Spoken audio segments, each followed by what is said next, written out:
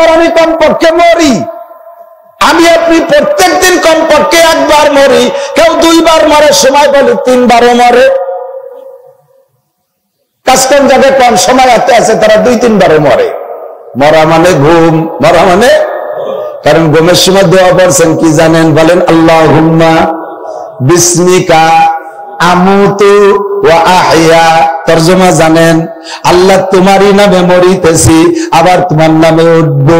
আল্লাহুম্মা বিসমিকা আমুতু, আমুতু মানে মরণ, মউতু থেকে আমুত। আল্লাহুম্মা বিসমিকা আমুতু, তোমার নামে মরিতেছি, ওয়া আহইয়া, আবার তোমার নামে জিন্দা হব। যখন ঘুম থেকে উঠেন তখন কি দোয়া পড়ছেন জানেন? আলহামদুলিল্লাহিল্লাযী আহইয়ানা বাদা মা আমাতানা। সকল প্রশংসা ওই আল্লাহর, যে আল্লাহ তাআলা আমাকে কিছুক্ষণ মেরে রাখার পরে আবার জীবিত করে দিয়েছে। এই জায়গা অস্বীকার করি কি কইয়া? কিছুক্ষণ মেরে রাখার পরে আবার আল্লাহ আমারে জীবিত করে দিয়েছে। তাহলে ঘুমটাকে আমি মরণ বলে বলেছি। কথা বলেন ঠিক কি ঠিক না? কাহার জন্য কিছুক্ষণের মরণ, কাহার জন্য স্থায়ী মরণ হয়ে যায়, কাহার জন্য স্থায়ী মরণ হয়ে যায়। আমি তো ফুকরমান্নু চেয়ারম্যান সাহেবের বাড়ি লজিং থাকতাম ছাত্র বয়সী। মাওলানা পাস করার পরে যখন ফুকর মাদ্রাসা বা শিক্ষকতা নিলাম, তখন চেয়ারম্যান সাহেব মারা গিয়েছিলেন। আমাকে অত্যন্ত ভালোবাসতেন, নিতান্ত গরিবের ছেলে আমি। সেই অবস্থায় চেয়ারম্যানের বাড়ি লজিং থাকতাম। এখন তো আমার জন্য আল্লাহর রহমতে দুনিয়ার সব যানবাহন একেবারে ফ্রি হয়ে গেছে। সেই সময় মোটর সাইকেলে উঠতে পারে মনে হতো যেন বুড়াকে চড়া। চেয়ারম্যান সাহেব আমার এই গুরবাত অবস্থায় মাঝে মাঝে মোটর সাইকেলে উঠাইতেন, দিলটা ভরে যেত। আমি অত্যন্ত ছোট ছিলাম, ওনার ছেলে, ওনাকে আমি ভাইজান বলে ডাকতাম। আমাকে আপন ভাইয়ের মতো আদর স্নেহ করতো, মোহাব্বত করতো বিশাল। আমি যখন ফুকরে পড়াই তখনই ওই সময় ওনার ইন্তেকাল হলো। বাসায় চলে গেলাম দেখতে, গিয়ে খবর পাইলাম রাত্রে বিছানায় বাল বাচ্চা নিয়ে ঘুমিয়ে আছে। সকালবেলা ঘুমেতে উঠে দেখে বাসার সবাই উনি ওনার রুমের ভিতরে খাটের উপরে উনি মারা গেছেন, ইন্তেকাল হয়ে গেছেন। উনিও দোয়া হয়তো পড়েছেন, আল্লাহ তোমার নামে মরিতেছি ওয়া হাইয়া, তোমার নামে উঠবো, কিন্তু দুনিয়ার উঠতে দেয় নাই। ওই ঘুমটা ওনার চিরকালের ঘুম হয়ে গেছে। একবারে উঠবে উনি দ্বিতীয় সিঙ্গার ফুকের পরে হাসরের মাঠে। এমন মরণ অনেকের জীবনে হইতেছে, রাতের বেলা ঘুমায় আর ওঠে না। আর আমরা প্রত্যেক দিন ঘুমাই, আল্লাহ আমাদেরকে সকাল বেলা উঠাইয়া দেয়। তাহলে এই যে ঘুম থেকে উঠি, কি আমি উঠি না আল্লাহ উঠায়? অতএব প্রশংসা কার? আলহামদুলিল্লাহিল্লাযী আহইয়ানা বাদা মা আমাতানা ওয়া ইলাইহিন নুশুর। সকল প্রশংসা ওই আল্লাহর, যে আল্লাহ আমাকে কিছুক্ষণ মেরে রেখে আবার জীবিত করে দিয়েছে। কিছুক্ষণ 6 ঘন্টা মেরে রাখার পরে যে আল্লাহ আমাকে জীবিত করে দিয়েছে। ওয়া ইলাইহিন নুশুর, স্থায়ী মরণের পরে, একেবারে শেষ মরণের পরে কিয়ামতের ময়দানে ওই আল্লাহ আমাকে আবার উঠাইতে পারবে কি পারবে না? মিনহা খলাকনাকুম, তাই আল্লাহ বলেন মিনহা খলাকনাকুম ওয়া ফিহা নুইদুকুম ওয়া মিনহা নুখরিজুকুম তারাতান উখরা। আমার প্রাণপ্রিয় যুবকরা, নড়াচড়া করবা না, একেবারে কান লাগাই শুনবা। আমি বুড়োদের ওয়াজ করি না, আমি ওয়াজ করি যুবকদের। কারণ বুড়োরা এমনি ভালো হয়ে গেছে, এরাদের আর ভালো বানানোর চেষ্টা করার আমার দরকার নাই। গায়ের শক্তি বল সব শেষ হয়ে গেছে, বাহু বল দুর্বল হয়ে গেছে, কোমরের বল দুর্বল হয়ে গেছে, নিচে উপর সব জায়গা শেষ হয়ে গেছে। এখন আল্লাহর রাস্তায় ভালো হয়ে গেছে, কাজে ওনাদের ওয়াজ লাগবে না। সমাজটারে নষ্ট করো যারা, তোমরা একটু লক্ষ্য করে শুনবা। আমাকে আল্লাহ তাআলা বানাইছে কি দিয়া? জোর হলো না? ডাইরেক্ট হিন্দুদের মূর্তি বানানোর মতো মাটি দিয়ে বানাইছে। মাটির থেকে নির্যাস বের করছে। নির্যাসটা কি? বাপের 2 সালের মাঝখানে, পিঠের উপরে মাঝখানে ছোট্ট একটা টুপলা আছে। ওই টুপলার ভিতরে আল্লাহ পাক রব্বুল আলামিন একটা রস তৈরি করে। রসটা বানায়, ভিতরে মেশিন আছে। এই মেশিন দিয়ে যত খাদ্য খাবার খাই, ওখান থেকে আল্লাহ তাআলা নির্যাস বেশকু বের করে একটু রস তৈরি করে, তার নাম বীর্য। ওইটা পিঠে রাখে। এক তো আমরা, আমাদের সৃষ্টিমূল হলো মাটি, আবার মাটি থেকে বের করছে যে জিনিসটা বড় ঘৃণিত জিনিস, নাম বলতেও লজ্জা লাগে। শরীরের থেকে কত কিছু নির্গত হয়।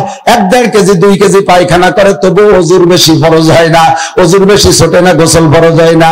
সামান্য সেখান থেকে 1-2 ফোঁটা বের হয়ে গেলে সারাটা শরীর নাপাক হয়ে যায়। কত বড় নিকৃষ্টতম জিনিস, তাই দিয়ে আমাকে আল্লাহ তাআলা তৈরি করলেন। দুনিয়ায় জমজম পানি ছিল, তাই দিয়ে আল্লাহ বানাইলো না। বৃষ্টির কত সুন্দর পানি, তা দিয়ে আল্লাহ বানাইলো না। পানি দিয়ে যদি বানাইতে হয়, কত ভালো ভালো পানি রয়েছে, হয়েছে তা দিয়ে আল্লাহ বানাইলেন না। যদি মাটি দিয়ে বানাইতে হয় ডাইরেক্ট মাটি, তাহলে মক্কার থেকে এক খাবলা মাটি দিয়ে আল্লাহ বানাইতেন। তা না বানাইয়া আমাদের বিল খালকু আগান বাগান যত জায়গা যেখানে যা আছে সব জায়গা থেকে মাটি নিয়া তার থেকে নির্যাস বের করে যেই নির্যাসটা বানাইছে তার নাম বীর্য, তা দিয়ে আল্লাহ পাক আমাকে বানাইছে। এইভাবে কেন বানাইলেন? আল্লাহ কয় তোর অহংকার আর গর্বকে ধ্বংস করার জন্য। মাওলানা বলেছে, আমি শুনেছি, হাল আতা আলাল ইনসানি হিনুম মিনাদ দাহরি লাম ইয়াকুন শাইআন মাযকুরা। এ মানুষ, তুমি কি একটু ভেবে দেখছো তোমার জীবনে এমন একটা সময় কি যায় নাই যে সময় তোমার দুনিয়ায় উল্লেখযোগ্য কিছু ছিল না? এরপরে যখন তোমার জন্ম রহস্য শুরু হয়েছে তখন তুমি কি দিয়ে শুরু হয়েছো একটু কি ভেবে দেখছো? এত অহংকার, এত দাম্ভিক্য, এত গর্ব, এত ফকর, এত বড়গিরি, এত বড়ত্ব কোত্থেকে আসে? তোমার সৃষ্টি জিনিসের দিকে তুমি লক্ষ্য করো।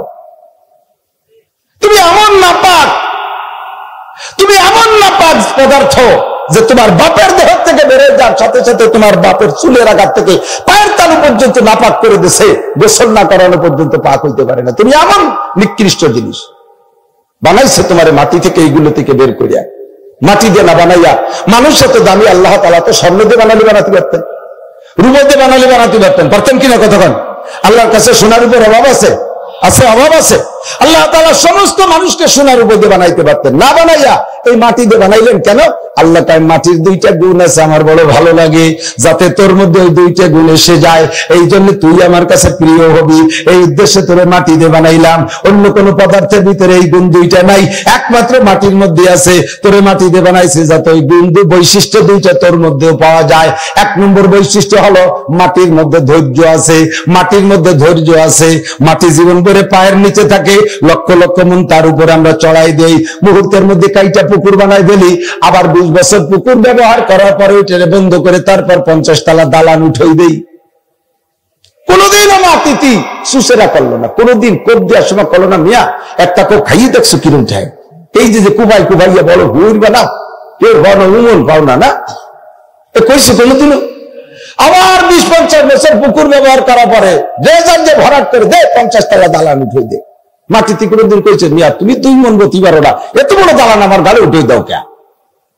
চুপ করে থাকে নীরবে, ধৈর্য জীবন ভরে পায়ের নিচে থাকে, পাড়া খায়, কোনদিন কয় না যে মাথার উপরে উঠলো। এই ধৈর্য, এই সহ্য, এই সরলতা, এই ভদ্রতা আল্লাহ পাকের কাছে অত্যন্ত ভালো লাগে, যাতে তোর মধ্যে এই গুণটা আসে। এই জন্য আল্লাহ তাআলা মানুষকে বানাইছে মাটি দিয়ে। আরেকটা কি? 2 নম্বর আরেকটা গুণ হলো মাটির মধ্যে আমানতদারি আছে। বলেন কি? আমানতদারি, মাটির মধ্যে আমানতদারি আছে।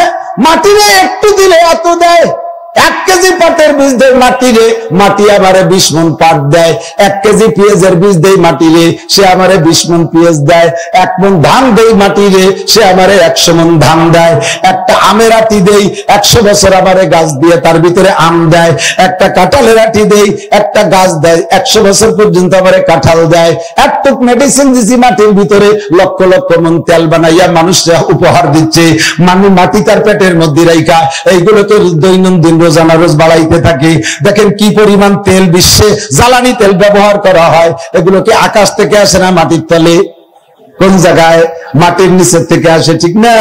দুনিয়ায় মানুষে দৈনন্দিন যে পরিমাণ পানি পান করে, 800 কোটি মানুষে যে পরিমাণ পানি ডেলি পান করে, তার চাইতে 800 কোটি মানুষে বেশি তেল ব্যবহার করে, জ্বালানি তেল। আমরা তো ব্যবহার করি না, আমরা সব কজনে মিলে যা ব্যবহার করি, 10টা টেরাকে 2 ঘন্টায় তার চেয়ে বেশি খাই মেলাই দেয়। 1 লিটার তেলে 2 কিলো 3 কিলোমিটার যায়। লক্ষ লক্ষ গাড়ি, হেলিকপ্টার, বিমান, এই যুদ্ধ যানবাহন যা আছে সব যান্ত্রিক সমস্ত যন্ত্রপাতি আর কি বলা হয় পাওয়ার হাউস গুলো সব তেলে চলে। এই পরিমাণ তেল মাটির নিচ থেকে আসে। মাটিতে কোনোদিন খেয়ানত করে না। আগুনের মধ্যে খেয়ানতের যোগ্যতা, কথা বলেন, আগুনের মধ্যে খেয়ানতের যোগ্যতা। জিনকে বানাইছে আল্লাহ আগুন দিয়া, আগুনের মধ্যে খেয়ানতের যোগ্যতা। আর ধান, মাটির মধ্যে একটা ধান দিলে একটা গাছ দেয়, একটা গাছের গোড়া দিয়ে 7টা গাছ হয়, আর 7টা গাছের মাথায় 7টা শীষ হয়। ফি কুল্লি সুম্বুলাতিন মিয়াতু হাব্বা। আল্লাহ কোরআনে কারীমের মধ্যে বলেন প্রত্যেক বালির ভিতরে 100 করে দান। মাটিরে একটা ধান দিলে মাটি 700 ধান দেয়। আগুনের মধ্যে একটা ধান দিলে কয় হাজার ধান হয়? এই কথা কয় না। আর মাটির মধ্যে একটা ধান দিলে তো 700 হয়। আগুনের মধ্যে, চুলোর মধ্যে একটা ধান দিলে কয়শো ধান হয়? হাজার হাজার জানবে ছাই বানাই দেয়, ঠিক না? এ মানুষ, তোর মধ্যে আমি দুইটা গুণ পাইতে চাই। না শায়দ বনিয়া আদমে কাকে জাত, শেখ সাদি গুলিস্তান মধ্যে বলে, না শায়দ বনিয়া আদমে কাকে জাত के दर सर कुनद के बेर तुम दियो बाद तुरा बाचुनी तुम दियो सरकशी नपिंदा रमज खा किया जातशी। তোরে বাড়িতে মাটিতে বানাইছে এই জন্য যার যাতে তোর ভিতরে দুইটা গুণ পাওয়া যায়, ধৈর্য পাওয়া যায়, সহ্য পাওয়া যায়, সবর পাওয়া যায়, আমানতদারি পাওয়া যায়। কিন্তু তোর ভিতরে এই দুই গুণের কিছু দেখি না। তোর মধ্যে যা দেখি তাতে মনে হয় না যে তুই মাটির বানানো আদম সন্তান, আরো তোর দিকে মনে হয় যে আগুনের বানানো শয়তানের বাচ্চা, শয়তান। যুবক দাঁড়াইয়া বুক টান করে আশ্বাস বাগান ভিজেছে, সুবহানাল্লাহ।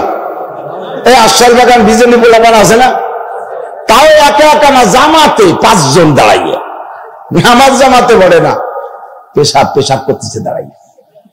যদি বলে হ্যাঁ যুবক বসে পেশাব কর, আমার পেশাব আমি করবো, আপনার কি? এটা হলো শয়তানের কথা। এটা কার কথা?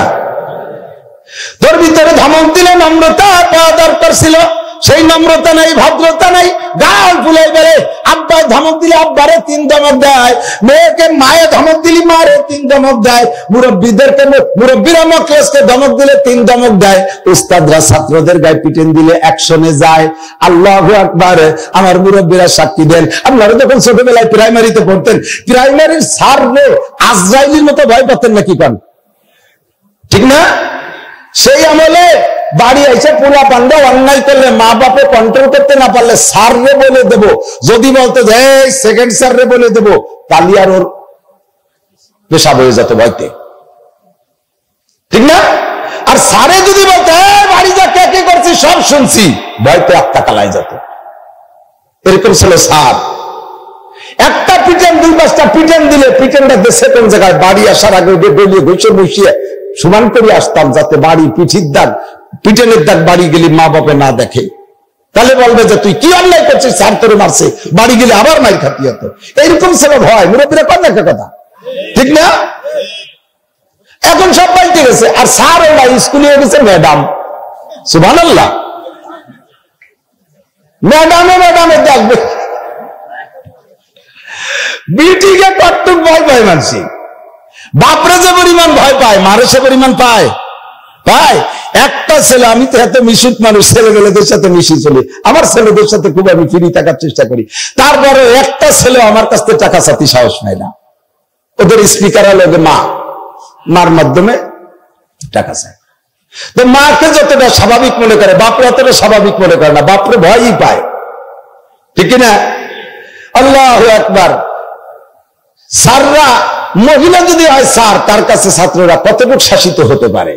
বরঞ্চ এখন মহিলারা কি হয়েছে, স্কুলে ছেলে পেলেকে দিয়ে আরো অনেক কিছু করায়। তাই কি তুই একটু বড়ই নিয়ে গে, তো গরিব বড়ই হয়েছে না? হ্যাঁ, ওনার বড়ই কাজ সময় হয়েছে। বড়ই কাজ সময় কোন সময় তাতে সবাই বোঝে, এই বড়ই খাওয়ার সময় হয়েছে। ওলা আমার ব্যাগ সাইকেল নিয়ে বড়ই পারতি, যে বড়ই তোকে বাড়ি কামরাঙ্গা আছে না? যদি কোনো শিক্ষিকা ছাত্রদের কাছ থেকে বড়ই খায়, কুল খায়, কামরাঙ্গা খায়, আম কাঁচা আম পাড়ি খায়, তাহলে তার আর জীবনে শাসন করতে পারবে? তার সাথে একটা খাওয়া খাইর বিরিত হয়ে গেছে। যদি উস্তাদরা এবার ছাত্রের গায়ে পিটেন দেয়, ইদানিং বর্তমানে 3-4টে খবর আমার কানে আছে, ছাত্ররা উস্তাদকে পিটাইয়া পাট করে ফেলাইছে। হাসির যুবক সাবধান, মনে রাখবি, আল্লাহু আকবার। শিকায়ত কুনাদার কে উস্তাদেরা, গ্রেফতারে বাসাদ বালা চাররা। শিকায়ত কুনাদার কে উস্তাদেরা, গ্রেফতারে বাসাদ বালা চাররা। একিয়া কে ইলমাশ ফরাবুশ শাবাব, দিগার তঙ্গে রুজি বদুরিয়া শাবাব। সিওয়া মা কে শখসাস ববিরাত জাবা, চাহারম বে ইমা রওয়াদাস জাহা। ছাত্র যদি উস্তাদের সাথে বেয়াদবি করে, আমার কথা দিয়ে যাবে না। ছাত্র যদি উস্তাদের সাথে বেয়াদবি করে, 4টি বিপদ। যেরকম কয়টা? স্টুডেন্ট যারা ছাত্র, মনে রাখ, উস্তাদ তোর হিন্দু হোক আর মুসলমান হোক, উস্তাদ যেই হোক না কেন, পাবলিক হোক আর আলেম হোক, মাদ্রাসার হুজুর হোক আর স্কুল কলেজের উস্তাদ হোক, যে তোর শিক্ষা দেয় উস্তাদ, তার সাথে বেয়াদবি করলে 4টি বিপদে পড়বি। একে আকে আলমাস ফরাবুস সাবাদ, 1 নম্বরে যা পড়বি এক গদ্যে পড়বি আর এক গদ্যে ভুলবি। যত বড় ব্রেনের অধিকারী হোক না কেন, পরীক্ষার হলে যাই সব মুখস্থ করে গেছিস, খাতা কাগজ সামনে আসার সাথে সাথে সব ভুলে যাবি, কিছুই লিখতে পারবি না। যা পড়বি সব শেষ হয়ে যাবে উস্তাদের সাথে বেয়াদবি করার কারণে। উস্তাদ তো কে? হযরত আলী রাদিয়াল্লাহু তাআলা আনহু বলেন, মানে আল্লামানি হারফান ফাহুয়া মাওলায়া, যে আমারে একটা অক্ষর শিক্ষা দেয় সে আমার মালিক আর আমি তার গোলাম। মালিক গোলামকে যেমন বিক্রি করলে করতে পারে, ইনশা বানি আমারে বেচতে পারে, ও ইনশা আতাকানি আমারে আজাদ করে দিলে দিতে পারে, ও ইনশা ইস্তারাকানি আমাকে বাড়ি রাখা কাজের মানুষ কাজের ব্যবহার করতে পারে, কাজের মানুষ হিসেবে রেখে দিতে পারে। গোলামের উপরে মালিকের এই যে 3 প্রকারের অধিকার আছে। আমার উস্তাদ আমারে কবটা শিখাইছে, আমার উস্তাদ আমারে 1 2 3 4 5 পড়াইছে, আমার উস্তাদ আমারে 6 7 8 9 10 পড়াইছে, আমার উস্তাদ আমারে কলেজ বিশ্ববিদ্যালয়ে পড়াইছে। যে উস্তাদের কাছে জীবনে একটা হরফ পড়বা, তাকে মালিকের মতো মনে করবা, নিজের গোলামের মতো জানবা। যদি সেই উস্তাদের এগেইনস্টে তুমি সমালোচনা করো, আড়ালে যদি গীবত শিকায়ত করো, তার নামে যদি তার সাথে যদি বিয়াদবি করো, আল্লাহর গজব তোমার উপরে আসবে। হোক তোমার উস্তাদ হিন্দু, তবুও তুমি তার থেকে মানবতা শিক্ষা করেছো, শিক্ষা পেয়েছো, বিয়াদবি করছো তো তুমি মরছো, উপায় নাই। যা পড়বা সব ভুলে যাবা। 1 নম্বর গজব। বেকার তঙ্গে রুজি বা দুনিয়ার সবাদ। 2 নম্বরে দুনিয়ায় তোর রুজির অভাব মেটবে না। লেখাপড়া শিখছো, হয়তো শিখে ফেলাইছো, হয়তো আল্লাহ তাআলা এই জায়গা ছাড় দিয়েছে, ব্রেন যেটুকু আছে সেটুকু কাজে লাগে। লেখাপড়া শিখছো, সার্টিফিকেট পাইছো, চাকরি পাবা না। তোমার চিন্তা দুর্বল, আমার লাইনে দাঁড়ায় চাকরি পেয়ে যায়। তারা রিটেনে তোমার সাথে পরীক্ষার হলে দুর্বল ছিল, রিটেন পরীক্ষার সেখানে তার নাম্বার 80 আর তুমি পাইছো মাত্র 20। হবে না, তোমার চাকরি হবে না। যদি চাকরি হইও যায় বেতন পাবা না। চাকরি হয়েছে ঘুরে ঘুরে খালি বেতন দেয় না, আর সবাই দেয় আমার খালি মিটি আত্মালিশ করে দেয়। নিস কেনে তুই তো পরে নিস কেনে, এই নিস কেনে করতে করতে তো আমার দেয় না। এরপরে পায় না। বেতন যদি পাও খাতি পারবা না, বেতন যদি পাইছো খাতি পারবি না। খাতি পারবো না মানে আমার টাকা যেন বাজার ঘাট কিনে যেত, ডাক্তারে ব্রেক করে দিছে, দুধ খাবা না, মাছ খাবা না, গোশ খাবা না, ডিম খাবা তো কুসুম খাবা না। মিষ্টি তো খাবি না, দোকানের সামনে যে হাঁটলে ডায়াবেটিস 28, সব ব্রেক। ঘুমাতে পারবি না, খাটে শুবি, আরামের তোষকে ঘুমাবি, তোষকও বাদ। ডাক্তারে করে দিয়েছে খালি কাঠের তক্তার খাটের পর খেজুরি পাটি বিছে শোবেন, বালিশ মাথার তলে দেবেন না, পিড়িয়ে মাথার তলে দিয়ে শোবেন। রুজি শেষ, রুজির টাইম বার হয়ে গেছে। চক্ষু বন্ধ করে হাই ছাড়ে, এত পয়সা কিনা খাবি, কোন যে কি কপালে ধরছে, কোন শনীতি ধরছে জানো না, কোন শনীতি ধরছে? ওরই মতো সারের একটা ঘুষি দিছিলে। মক্তবের হুজুরে খেজুরির বাটিতে বাড়াইছিল, মনে নাই? পিঠাও নাই, হুজুরির নামে বাড়িতে বাপের কাছে নালিশ করছিল, তোমার বাপ আছে হুজুরি হলকম চিবে ধরছিল। সেই বিচার হতি তালে আছে, খাতি পারবি না কিচ্ছু, সুতিও পারবি না আরামের বিছানায়। বেকার তঙ্গে রুজি বা দুনিয়ার সবাদ। দুনিয়ায় রুজির অভাব কাটবে না। উস্তাদের সাথে বিয়াদবি করিস না যুবক। না ছায়াত বনিয়া দমে কাকে জাত কেদার সর কুনদ কে বেরো তুম দিও বাদ। তোরে তো চাই নাই যে তুই এভাবে বিয়াদবি করবি। ভদ্র হ, নম্র হ, সভ্য হ, চাল চলনের ভিতরে ভদ্র হ। মুরব্বীদের কাছে দোয়া পাবি। মোটরসাইকেলে তুই চালাই যাইতেছিস, তোর প্রাইমারি স্যার আইজ সেই খড়খড়ে বাইসাইকেলে চলে।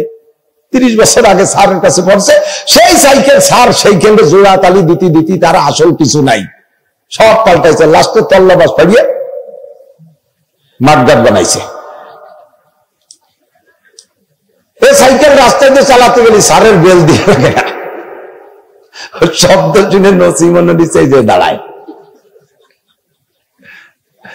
তোমার স্যার সেই খড় করে মাঠে বাইসাইকেল চালায়, তুমি এখন পয়সা করে কামাই করে চাকরি বাকরি পাইছো, এখন তুমি পালসার গাড়ি, তুমি হাং গাড়ি, ভোং গাড়ি কিনা তুমি যাও। স্যারের কাছ দিয়ে যখন যাবা, এদিক শেখ, স্যারকে এগুলো কেউ শিখায় না। স্যারের কাছ দিয়ে যখন তুমি যাবা, স্যার সামনে তুমি চিনে ফেলাইছো, চট করে ব্রেক করে ফেলবা। ব্রেক করে সাইকেলে বসে না, তাও সাইকেলে মোটরসাইকেলে বসে না, সাইকেলটার সাইডে স্টান্ড করে কাছে যে আসসালামু আলাইকুম স্যার, আসসালামু আলাইকুম স্যার। যদি হিন্দু স্যার হয় আসসালামু আলাইকুম মানিকতাবাল হুদা স্যার কেমন আছেন। 2-3 বার সালামের পরে জিজ্ঞেস করতে তুই কি দেবে? স্যার আমি আপনার ছাত্র। মনে নাই স্যার, আমার নাম আব্দুর রহমান, আমাদের বাড়ি এই তারাই পশ্চিম পাড়া। বাজারের পশ্চিম পাশে। মনে নাই স্যার? আমি তো আপনার কাছে তারাল স্কুলে পড়ছি। কোন সালে স্যার? এত সালে, ক্লাস 5 থেকে আমি স্কলারশিপ। ও হো, মনে পড়ছে। তুই তো সেই সময় আমি বুঝছি যে তুই এরকম ভালো হবি। এখন কি করে বাবা? স্যার আমি BCS ফার্স্ট ক্লাস বাংলাদেশে, এখন আমি সচিবালয়ে চাকরি করি স্যার। স্যার আপনি এখন বাইসাইকেল, আর স্যার আপনার সাইকেল কেন আমারে দেন, আমি সাইকেল নিয়ে যাই, আমার মোটর সাইকেলটা স্যার আপনি নিয়ে যান। আসলে তো দেবা না, কিন্তু বুক দিয়ে ঢেলে দিতে তোর অসুবিধা নেই, স্যারও নেবে না। কিন্তু এই কথাটুকু বললে স্যার কি বলবে?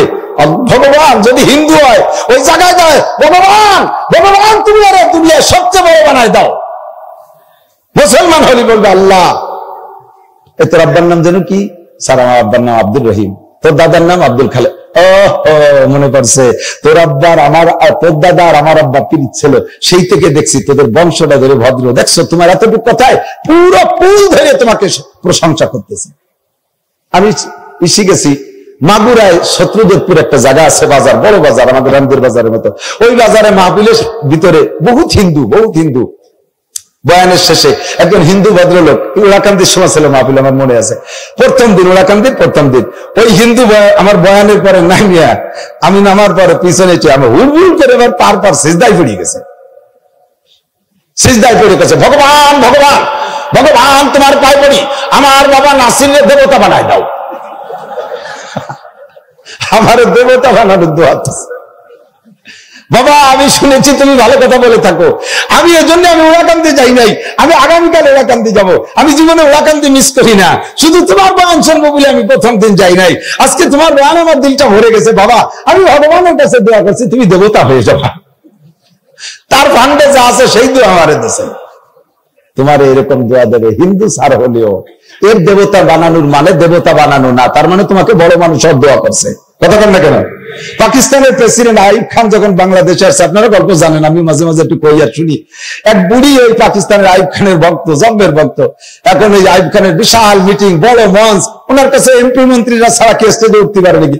বুড়ি এরকম বসিয়ে গেছে, কুজো হয়ে গেছে, কুজো অতি লাঠি হাতে গেছে। পুলিশকে কইতে, বাবা আমি আইয়ুব খানের জম্মের মহব্বত করে, আমার সাথে একটু দেখা করতে দিতে হবে, তার সাথে আমার একটু দেখা করার সুযোগ দিতে হবে। এখন বুড়ির ওই কাপাকাপি দেখে পুলিশরা ধরে নিয়ে গেছে আইয়ুব খানের কাছে। আইয়ুব খান তো পাহাড়ের মতো জুয়ান, ফিল্ড মার্শাল আইয়ুব খান, 2 পাকিস্তানের প্রেসিডেন্ট, তার চোখের দিক তাকাইতে মন্ত্রীরা ভয় পায়, বিশাল বাঘ মেজাজি মানুষ ছিল। তো ওই বুড়ি যায় কইতে, বাবা তোমার মাথাটা একটু নিচু, আর আমি একটু দোয়া করে দিই। ফিল্ড মার্শাল কারে কয়? Field marshal Ayub Khan. 3 বার বিশ্বযুদ্ধে, 3 বার বড় ধরনের যুদ্ধে, বড় ধরনের রাষ্ট্রীয় যুদ্ধে 3 বার যুদ্ধ পরিচালনা করে যেই সেনা প্রধান বিজয় লাভ করে, তাকে জাতিসংঘ থেকে একটা উপাধি দেয় ফিল্ড মার্শাল। তার মানে সারা পৃথিবীর সেনাবাহিনীর ভিতরে শ্রেষ্ঠ সে। কিসের ডিসিএসপি ও সিটিওনে দারোগা পুলিশ, তার বদনাগই দেওয়ার সুযোগ পায় না এরা। এই আইয়ুব খানের বুড়ি মাথা নিচে দোয়া দিচ্ছে, বাবা আল্লাহ যেন তোমার বড় দারোগা বানায় দেয়। এই জায়গা বুড়ি যে দোয়া দিল, বড় দারোগা তো, তাই বড় দারোগা তো আইয়ুব খানের কোনো কিন্তু লাভ দেওয়ার সুযোগ পায় না। যে বুড়ি আইয়ুব খানের দোয়া, আল্লাহ আল্লাহ যেন তোমার বাবা, এই বড় দারোগার মানে কি জানেন? এর মানে আল্লাহ যেন তোমার সবচেয়ে বড় বানায়। বুড়ির জানা মতো দুনিয়ায় সবচেয়ে বড় হলো বড় দারোগা, তাই বুড়ি সেই দোয়া করছে। তুমি মুরব্বীর কাছ থেকে দোয়া পাবা, ভদ্র হও, নম্র হও, সভ্য হও, উশৃঙ্খলা বিশৃঙ্খলা, বান্দরের মতো চুল, মেসি কাটিং নেইমার কাটিং চুল, আর হনুমান কাটিং ভালাভালি লাভালাভি দাবাদাবি করবা, মোটর সাইকেলের জেকি মেজিবরে পাঙ্কু দিয়ে চালাবা, তাতে তুমি মনে করতেছো একটা কিছু। এই পায়ে চাকা লাগাইয়া জুল খায়ার হাটে, এগুলো আন্তর্জাতিক খ্যাতি সম্পন্ন বাসট। কথা বল, 1 নম্বর বাসাল, পায়ে চাকা লাগাইয়া ডুল খেয়ে হাঁটিস, তুই তো মনে করিস কি দেখি জানি, তোরে কেউ পছন্দ করে না, তোরা দেখলি সবাই ঘৃণা করে। তোর মতো আর এক পাঙ্কু তোরা পছন্দ করতে পারে, কোনো সভ্য ভদ্র মানুষ তোরে পছন্দ করে না। পায়ে চাকা লাগাইস কে? হাট, বেলে যা, গাড়িতে যা, মোটর সাইকেলে যা। যার সময় উস্তাদের পাশে স্লো করে টানা করে যদি তুই মোটর সাইকেলে আবার সারের পাশ দিয়ে আরো জোরে পিক আপ মারিস, মাটির রাস্তা ধুলোতে, রাস্তা ধুলা গুলা হয়ে গেছে, সারের চোখ মুখ ভরে ধুলো ঢুকে গেছে, সার গুল্লি দিয়ে সাইকেল নিয়ে খালের মধ্যে পড়ে গেছে। হাসিস বোঝ, হাসিস না বোঝ, কি কই বোঝ, সার খালের মধ্যে পড়ে কবে, আল্লাহ এই শয়তানের বাচ্চা, শয়তানের বাড়ি কোন জায়গা, আল্লাহ আমার কি মরার তারিখ ফেল হয়ে গেছে, আর কতদিন আমার দুনিয়া রাখা, আর ভালো লাগে না, আল্লাহকে কেন কি হয়েছে, দেখলে না কাজ জল কি। অথচ ওই ছেলেটা ওই স্যারের ছাত্র। তুই ছাত্র হইয়া এইভাবে উস্তাদের কষ্ট দিলি। আল্লাহ কয় না, তোমার আরো হায়াত আছে। তুমি তো বাড়ির মসজিদের মুয়াজ্জিন, এখনো তোমার মহল্লায় মুয়াজ্জিন তৈরি হই নাই। তুমি যদি এখনই মরে যাও, আজান দেবে কিনা? আরো 10 বছর লাগবে মুয়াজ্জিন তৈরি হতে। তুই বুড়ো বাইসে থাকবি, ওই শয়তানটাকে ফেলাই দিচ্ছি। দাঁড়া, বুড়ো যাইয়ে জুয়ে সাফ সুতরা করে উঠিয়া আবার সাইকেল খান ঠেলতে ঠেলতে, আমার সাইকেল চালানোর বল নাই, ঠেলিয়ে নিয়ে যাইতেছে। যে মোড়ে লোকজন জড়ো হয়ে গেছে, বহুত লোক। কি গেছে একটু আগে একটা ছেলে এসে মোটর সাইকেল নিয়ে ট্রাকের সাথে বাড়ি খেয়ে পড়িয়ে গেল, মাথাটা খালের মধ্যে চলে গেছে, বডিটা উপরে, গাড়ি খান চাকার সাথে ফেসাই গেছে। দেখে যে সেই ছেলেটা।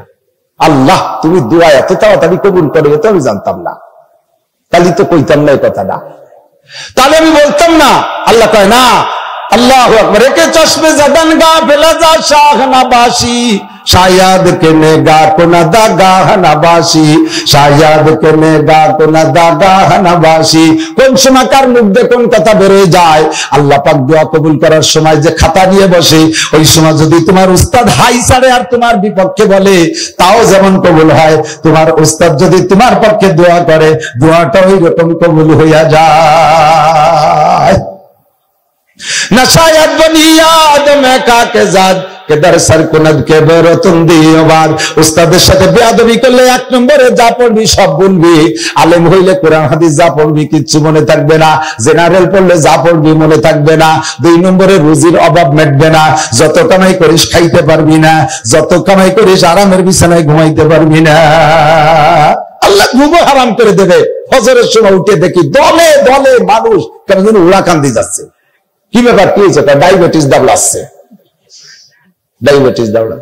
এই পরিমাণ ডায়াবেটিস দেশে ঢুকছে, ডায়াবেটিস ছাড়া কোন মানুষই আছে বলে মনে হয় না। কেউ মা পায় তাই চাপটা জানা জানিয়েছে, কেউ ও বাবা মাবুর দাঁত ধরে না, মাপলি তো গুড় খাতি দেবে না, এই জন্য খাইয়েছি মরি। মাপলি তো মিষ্টি খাতি দেবে না, কলা খাতি দেবে না, এই জন্য না খাই না মাই কিনে যে ডায়াবেটিস বই নিয়ে। এই সকালবেলা দলে দলে হাঁটতেছে, যেই লোকটা বেলা 8টার আগে ঘুমের থেকে উঠতো না, ডাক্তারে ফতোয়া দিয়ে দিয়েছে। আমাদের ভাইজান বলতেছিলেন যে হুজুর একটু বলবেন সুন্দর করে। আমিও উনারে এই মাত্র বললাম যে আমরা তো কোরআন হাদিস দিয়ে বলি, আমাদের কথা অত গুরুত্বের সাথে মানে না, ডাক্তারের কথা যত গুরুত্বের সাথে মানে। আমরা জীবন ভরি করে বিড়ি সিগারেট মদ গাঁজা খাইস না, তাহলে সুস্থ হতে পারবি না। আমাকে কত মানে না, যখনই ডাক্তার কইছে যে ওষুধই কাজ করার জন্য শর্ত হলো বিড়ি সিগারেট খাবারা, বাস বিড়ি সিগারেট ছেড়ে দিয়েছে। তাহলে আল্লাহ আল্লাহ রসুলের কথা চাইতে ডাক্তারের কথার গুরুত্ব দেয় বেশি। কথা বল। আমরা বলি চেষ্টা করে উঠে নামাজ পড়। নামাজি মানুষ যদি মসজিদে আসে, হজরে মসজিদে আসে, 5 ওয়াক্ত মসজিদে যাতায়াত করে, তাতে যে হাঁটাহাঁটি করে। আর নামাজ একটা ব্যায়াম, নামাজ একটা ব্যায়াম বলেন, অত্যাধুনিক ব্যায়ামের ভিতরে নামাজ একটা ব্যায়াম। রুকু, সিজদা, উঠা, নামা, এই ভুঁড়িটা বাস পড়া, সোজা হওয়া, এর ভিতরে চর্বি করে, সব শরীরে তেল করে, সবকিছু করে সুন্দর একটা সুন্দর বডি হয়।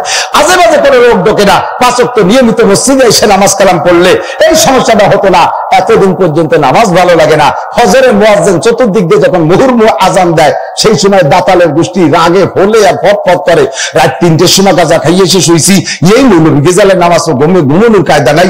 এই মৌলবীকে মসজিদ সব বন্ধ, এলাকায় এত মাইকের কি দরকার? সারা এলাকা জুড়ে একটা মাইক হলিয়া মানে দাতালের ঘুম ভেঙে যাচ্ছে।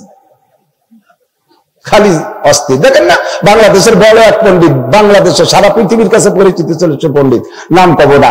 এই পণ্ডিত ঢাকা বিশ্ববিদ্যালয়ের টিচার, ঢাকা বিশ্ববিদ্যালয়ের টিচার, বাড়িও জানাই দেব ঢাকা মুন্সিগঞ্জ। তার বাড়ির কাছে, তার কবরের কাছে আমি বছরে 5-7 বার যাতায়াত করি।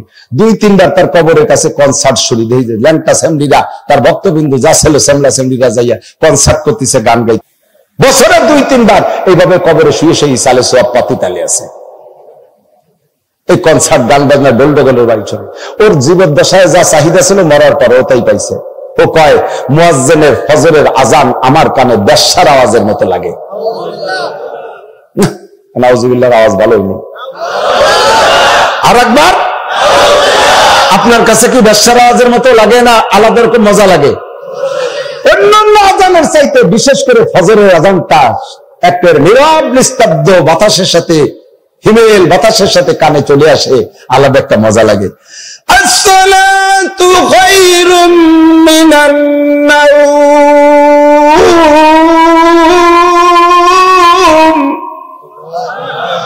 কি মজা! এইটা বলে ওর কাছে বেশ্যার আওয়াজের মতো লাগে। আপনারা কি ব্যবসার আওয়াজ কেমন জানেন? চুপ করে রয়েছে, তাহলে জানে ব্যবসার আওয়াজ কেমন জানেন? কেন জানেন না? ব্যবসাখানায় যান নাই তাই জানেন না। কাজেই কোন আওয়াজটা ব্যবসার আওয়াজের সাথে মেলে এটা তো আমরা ভাগ করতে পারবো না, ঠিক না? ও ব্যবসার আওয়াজের সাথে মুয়াজ্জিনের আযানটা তুলনা করলো, প্রমাণ করে যে ও ব্যবসাদের আওয়াজ সম্পর্কে অভিজ্ঞতা রাখে। আর এই অভিজ্ঞতা অর্জন করার জন্য তো মাদ্রাসায় পড়ছে। এই ব্যবসার আওয়াজ শেয়া যায় মাদ্রাসায়? কোন জায়গা? ব্যবসাখানায়। বলেন কোন জায়গা? তাহলে ওই লুচ্চ ব্যবসাখানায় যাওয়ার অভ্যাস আছে আর ব্যবসাদের আওয়াজ শোনার অভ্যাস আছে, তাই সেই আওয়াজের সাথে কম্পেয়ার করে মুয়াজ্জিনের আযানের সাথে, তাহলে ওটা আন্তর্জাতিক খ্যাতি সম্পন্ন লুচ্চা। কথা বলেন। আমার কাজী নজরুল ইসলাম মুসলমান কবি, সে গান গায় কি কইয়া, মসজিদেরই পাশে আমার কবর দিও ভাই, যেন কবরেতে শুয়ে আমি মুয়াজ্জিনের আযান শুনতে পাই। আল্লাহু আকবার। আরে মুমিন যে সে কবরে শুয়ে মুয়াজ্জিনের আযান শুনতে চায়, আর চরিত্রহীন হারামজাদা যার সন্তান জন্মের মধ্যে ভুল না থাকলে, তাহলে সে মুয়াজ্জিনের আযানকে কখনো মুয়াজ্জিনের আযানকে ব্যবসার আওয়াজের সাথে তুলনা করতে পারে না। কথা বলেন ঠিক না? আল্লাহু আকবার। বন্ধু, তোমাকে এখানে আসতেই হবে, তোমাকে এই জায়গায় আসতেই হবে। আল্লাহ কয় মুয়াজ্জিনের আযানে তোরে বিরক্ত লাগাইছে, তোরে আমি ঘুমোতে দেব না। সাড়ে শয়তান ডাক্তারের কাছে গেছে, ডাক্তার বলে দিছে বেলা ওঠার আগে ঘুম থেকে উঠতেই হবে। আমরা হুজুররা কইছি শোনেন নাই, ডাক্তার বলে দিছে বেলা ওঠার আগে 3 মাইল হাইটা গায়ের থেকে ঘাম ঝরাতে হবে। আল্লাহ কয় মসজিদে একদিন যাতায়াত করলে এই হাওয়াটাটুকু আটা লাগতো না, যাইস তুই মসজিদে না, শুয়ে থাকবি বিছেড়ে, শুতেই দেব না। সোন লাগাইবে 3 মাইল ডায়াবেটিস দাবলাবি, যা বিশ্ব রোডে চলে যা। এখান থেকে একেবারে গোপালপুর বাজারে যাবি, আবার ব্যাক করবি, নইলে ডায়াবেটিস কমবে না। রুজি শেষ। এই যুবক মনে রাখ, ছাত্ররা মনে রাখ, উস্তাদের সাথে বিয়াদবি করলে 3 নম্বর গজব হলো আল্লাহ পাক রব্বুল আলামিন ওই মুরব্বিদের বদদুয়ায় তোমার হায়াত কমাইয়া দেয়। হায়াত হলো 2 প্রকার, তাকদীরে মুআল্লাক, তাকদীরে মুবরাম। এর সম্পর্কে নির্ধারিত হায়াত, কোনো কিছুতে হায়াত কমে না, যা আছে ওইটাই থাকবে। কাহার সম্পর্কে হায়াত লেখা আছে তোমার হায়াত 60 বছর, তবে যদি তুমি স্বাভাবিকভাবে চলো এই 60 বছরই পেয়ে যাবা। আর যদি বিয়াদবি করো, মুরব্বীরা বদদুয়া করে, তাহলে তোমার হায়াত কমাই দেওয়া হবে। এক একজনের সম্পর্কে এক এক রকম লেখা আছে। যদি তুমি বিয়াদবি করো, উস্তাদ বদদুয়া করে, তোমার হায়াত কমে যাবে। আব্বা আমার সাথে বিয়াদবি করেছো, আব্বা আমার বদদুয়ায় হায়াত কমে যাবে। উস্তাদের সাথে বিয়াদবি করেছো, হায়াত কমে যাবে। রাস্তাঘাটে আলেম উলামার সাথে বিয়াদবি করেছো, বদদুয়া করবে। যুবক মনে রাখ, একজন ছোট্ট তালবে আলিম, এই যে ছোট ছোট তালবে আলিম মাদ্রাসায় পড়ে, এর একটার সাথে বিয়াদবি করছিস। তুই তো নামাজ পড়িস না, মস্তানি করিস, ছাত্রলীগ করিস, যুবলীগ করিস, ছাত্র দল করিস, যুব দল করিস, যে দল যা করিস না কেন, মস্তানি করে দল বল নিয়ে চলিস। একজন ছাত্রের গায়ে থাপ্পড় মারছিস, তুই তো থাপ্পড় মারে খুশিতে একেবারে বুক ফুলাইতে ফুলাইতে যাইতেছিস। ওই তালবে আলিমটা তোরে প্রতিশোধ নিতে পারে নাই হাতে, ওর কিন্তু একটা টেলিফোন নাম্বার জানা আছে, যেই টেলিফোনটার নাম্বার হলো 24434। কত? 244। 2 ফজরের 2 রাকাত, 4 যোহরের 4 রাকাত, দ্বিতীয় ভোর আসরের 4 রাকাত, 3 মাগরিবের 3 রাকাত, আখেরি ভোর ইশার 4 রাকাত। 24434 নম্বরে কল করবে। আখেরে যাই একেবারে লাস্টে যে 12 রাকাতে একটা কল আছে, তাহাজ্জুদের কল। ওই তাহাজ্জুদের কল 5 বেলা কল করে আসছে। শেষ রাত্রি মালিক ব্যাক করে, শেষ রাত্রি মালিকে ব্যাক কল করে। যখন ঘুমাই থাকে আল্লাহ ডাইকে আলা মুস্তাগফিরিন ফাগফিরালা, আলা মুস্তারজিকিন ফারজুকা, আলা মুস্তাশফিন ফাওয়াফিয়া, আলা কাযা আলা কাযা। ওরে কার কি সমস্যা আছে আমার কাছে ক। ও বান্দা, দিন বেড়ে 5 বার তুই কল করেছিস, কি ক? এখন আমি শুনতে আসছি ওই ছেলেটা শেষ রাত্রি উঠে, মাদ্রাসার সব ছেলে শেষ রাত্রি উঠে 2 রাকাত পড়ে যদি মালিকের কাছে হাত পাইতে কয়, রব্বুল আলামিন দিনের বেলা কালেকশনে গেছিলাম, ওই এলাকার যুবকরা থাপলাইছে, আমি একটু মাহফিলে গেছিলাম, সে জায়গাতে আমারে পিটাইছে, আমি একটু মিটিং এ গেছিলাম, আসার পথে আমারে পিটাইছে, ওদের দলবল বেশি, আমি প্রতিশোধ নিতে পারি নাই। আল্লাহ মামলা তোমার কাছে, বিচার তুমি করো। আল্লাহ পাক রব্বুল আলামিন বলেন তাড়াতাড়ি ফজরের নামাজ পড়ে রেডি হ, বেলা 10টার সময় জানাজা আছে, বেলা 10টার সময় জানাজা আছে। মসজিদের মাইকে এলান হলো শোক সংবাদ, শোক সংবাদ, শোক সংবাদ। কে মারা গেছে? যেই যুবকটা ছেলের গায়ে থাপ্পড় দিয়েছিলে, সে রাতের বেলায় শেষ, রাত্রি আগেই শেষ, বেলা 10টার সময় জানাজা। মালিক যদি অ্যাকশনে যায়, দুনিয়ার কেউ তার হাত থেকে ঠেকাইতে পারে না।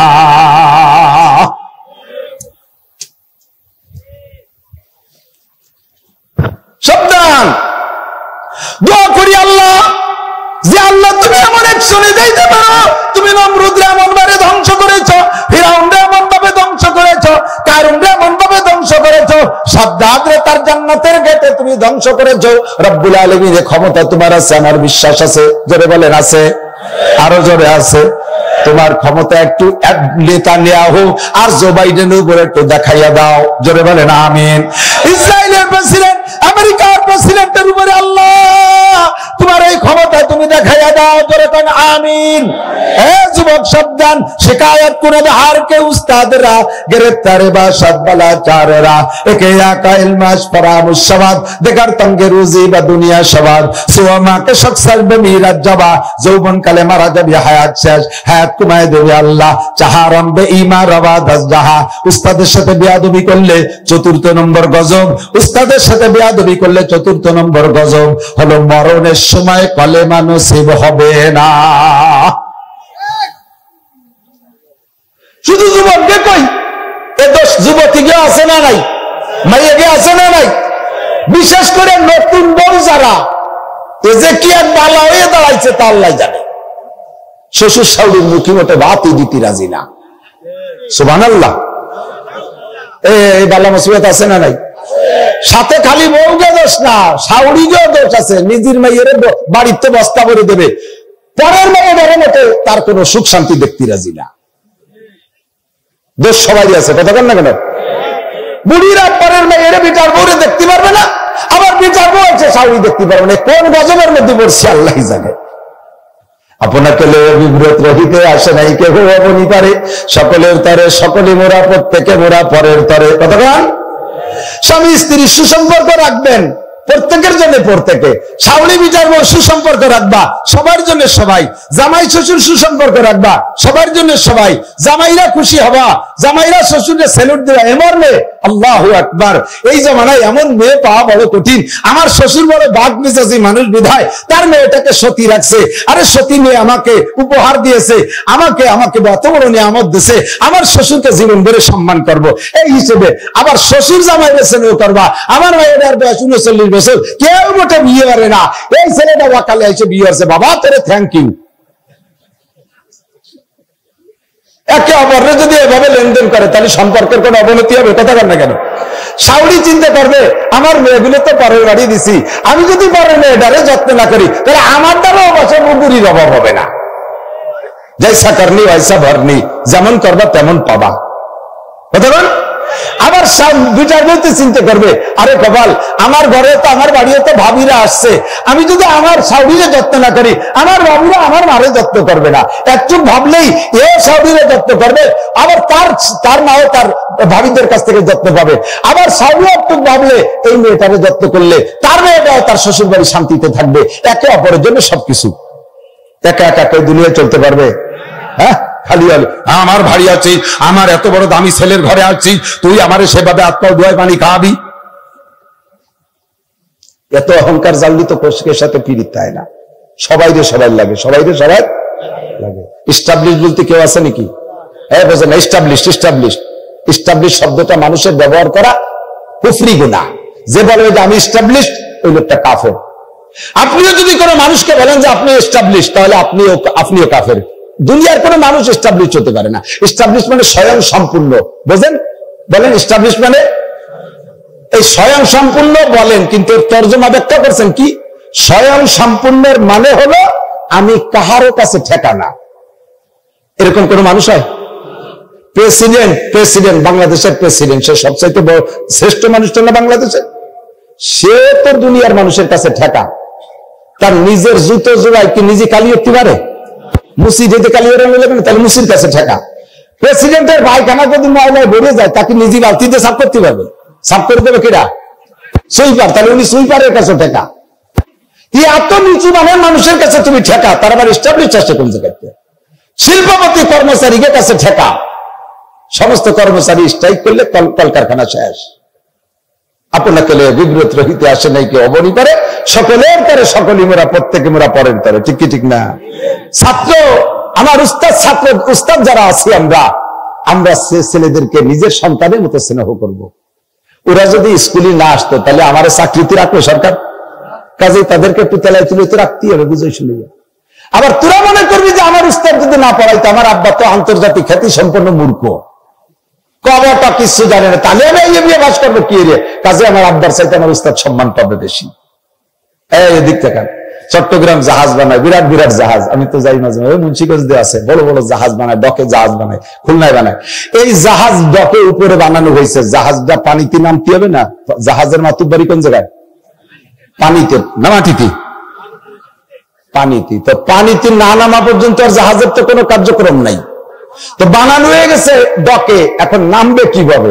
একা একা তো নামতে পারে না, বড় বড় ক্রান আইনে নিচে বড় বড় গাছ দিয়ে, রুলিং গাছ দিয়ে, পাইপ দিয়ে তার উপরে বানাইয়া, এরপরে বড় বড় ক্রান দিয়ে সুন্দর করে ঠেলে ধাক্কা দিয়ে উঁচু করে নিয়ে পানিতে নামায় দেয়। নামানোর পরে ইঞ্জিন স্টার্ট দিয়েছে, পুরো পদ্মা নদীর অর্ধেক গোলা গোলা করে ফেলাইছে। এখন উপরে থেকে এমনকি জাহাজ পানিতে নামার পরে আর ওই কিরানটা কি যাওয়ার সময় সালাম দিয়ে যায়, মুরব্বী ভালো থাকেন, এরকম উপকার করেন মাঝে মাঝে, এ কি আর কর সময় আছে? স্টার্ট দিয়ে একে টানে পদ্মা নদীর উপর চলে গেছে। এখন কিরানে ওরে ডাইকে খোটা দেয়, একটু কইয়ে যা, এই উপরের নামছ আমার বদৌলতে, আমার বদৌলতে নামছ, নামিয়ে দৌড় মারছ, একটু কইয়ে গেলে না? তো কিরানে কয়, কিরানরে জাহাজে কয় যে একটু উপকার করে ওইরকম খোটা দিতে হয় না। তুমি কিরানের বাড়ি কোন জায়গাটা? আমার বাড়ি তো জাপান। তুই বাংলাদেশে আছিস কি, তোর পায়ে হেঁটে না এই বাপের কোলে উঠিয়া? কিরান জাপানের তো বাংলাদেশে আছে, জাহাজে উঠে না, তোর এই মার কোলে উঠে বাংলাদেশে আইছিস, আর আইসে আমার একটু কোলে নামাই দিয়ে খোটা দিচ্ছিস। তাহলে এইবার বিবেচনা করে দেখেন, কিরানের কাছে জাহাজ ঠেকা, জাহাজের কাছে কিরান ঠেকা, ঠিক ঠিক না? সেম সাউরির কাছে বউ ঠেকা, বউর কাছে সাউরি ঠেকা, বাপের কাছে ছেলে ঠেকা, ছেলের কাছে বাপ ঠেকা, মাস্টারের কাছে ছাত্র ঠেকা, ছাত্রের কাছে মাস্টার ঠেকা, ভোটারের কাছে চেয়ারম্যান ঠেকা, চেয়ারম্যানের কাছে ভোটার ঠেকা, সবার কাছে আল্লাহ ভাবে ঠেকা বানায় রাখছে। আপনাকে বিব্রত রহিতে আসে নাই কেহ অবধি পারে, সকলের তরে সকলে মোরা, প্রত্যেকে মোরা পরের তরে। উভয়ের সাথে যদি সম্পর্ক সুন্দর করে চলি, তাহলে সমাজে কোনো গ্যাঞ্জাম ফাসাদ থাকে, সুন্দর একটা আদর্শ জীবন গড়ব তো ইনশাআল্লাহ।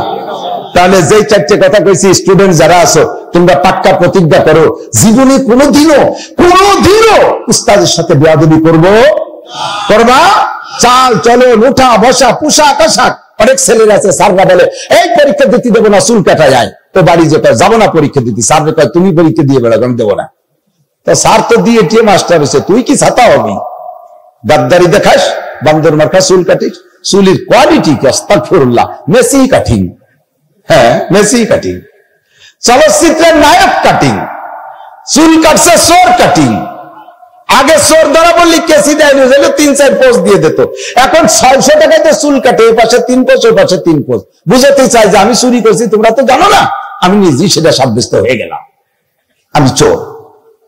চোর কাটিং, লুচ্চ কাটিং, বান্দর কাটিং, এদের কাটিয়ে এই কাটিয়ে চুল কাটিয়া শুইলে এই জায়গায় মুসার মতো বানায়, মদ্দা আসেন লেজের মতো।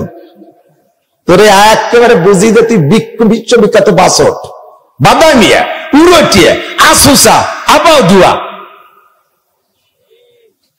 একটু মনে রাখ, রাস্তায় যখন চলিস, তুই যে প্যান্ট, যে পোশাক, যেভাবে মোটরসাইকেল চালায় চলতেছিস, এই চাল চলন তোর চুলের কাটিং, প্যান্টের কাটিং, ফাঁসাবের কাটিং, যা কাটিং কুটিং তুই লাগাইছিস, আর মোটরসাইকেলে যেভাবে চালাইস, এই চাল চালনের ভিতরে তোরা বল যারা চালাইস, কি উদ্দেশ্য বলতো? আল্লাহ খুশি হবে এবং চালালি, তাই? নবী খুশি হবে, আল্লাহ খুশি হবে, ফেরেশতা খুশি হবে, আলেম ওলামা ভালো পাবে, কোনো উদ্দেশ্য না। তোর উদ্দেশ্য হলো এই এলাকার ওই জাতীয় তোর ক্লাসের সেমরিরা দেখে তোর একটু লাইক করবে, এর বেশি আর কি? কতক্ষণ এই চাল চালানোর উদ্দেশ্য তোর সেমরিরা একটু লাইক করবে, এর বেশি আর কিছু? যার কাছে তুই লাইক চাইছিস তার কাছে তুই একটু প্রস্তাব পাঠা বিয়ের, দেখ কি জব আসে। তার কাছে তুই প্রস্তাব পাঠাইলে তার আব্বা বলবে, আব্বাকে বলবে, আব্বা তোমার পায়ে ধরে আমি জীবনে কোনোদিন বিয়ে চাবো না, তাই বলে বাধা বিয়ের সাথে বিয়ে দিও না। তুই যার কাছ থেকে লাইক চালি সে তোর বাদাই নিয়ে উড়োটিয়ে বদমায়েশ মুচ্ছে মুচ্ছে আওয়াজ রাখে গেল, তাহলে তোর এই সাজগোজ এই পাঙ্কুপানার লাভটা কি থাকলো? কম যেই মেয়েরা স্কিন টাইট পাজামা পরে বটকাটিং চুল কাইটা গায়ে না কাপড় না দিয়া ফেটে মুরগির পায়খানা না খাইয়া কপালে নমরুদের ব্যবসাকে টিবেরটা লাগাইয়া তুই বিভিন্ন জায়গায় ফিল্ডিং মার ঈশ্বরের উপর ঘুরিস, কি জন্য বলতো? তুই কি বুঝবি, তুই কি বলবি যে আমার এই চাল চলনে আল্লাহ খুশি হবে, নবী খুশি হবে, ফেরেশতা খুশি হবে, আলেম ওলামা ভালো হবে, এজন্য তুই ঘুরিস না। নিশ্চয়ই তুই এই ফ্যাশনটা ধরছিস যে তোর ক্লাসের এক শ্রেণীর টাঙ্কু পোলাপান তোরে লাইক করবে, যাদের কাছে লাইক চাইছিস তাদের সাথে তোর বিয়ের প্রস্তাব দে, দেখ কি জবাব আসবে। ওই ছেলে নিজে যতই খারাপ হোক ও বলবে, ঘটককে বলবে তোর দাঁত ফেরা দেবো শয়তান, বিয়ের গতকালে আনতে জায়গা বাঁচবি। ওরা তো সিরিয়া বিশ্ববিখ্যাত ব্যবসা, ওই ব্যবসার সাথে আমার বিয়ের প্রস্তাব নিয়েছি, তুই ফিরে আবার বাড়িতে দেখ ফিরে। তাহলে তুমি যার কাছে লাইক চাইছো সে তোমার ব্যবসা করলো, তাহলে তোমার এই সাজের কি দাম থাকলো? কথা বল না কেন? এই সাজের কোনো দাম আছে? কোন সাজে দাম আছে?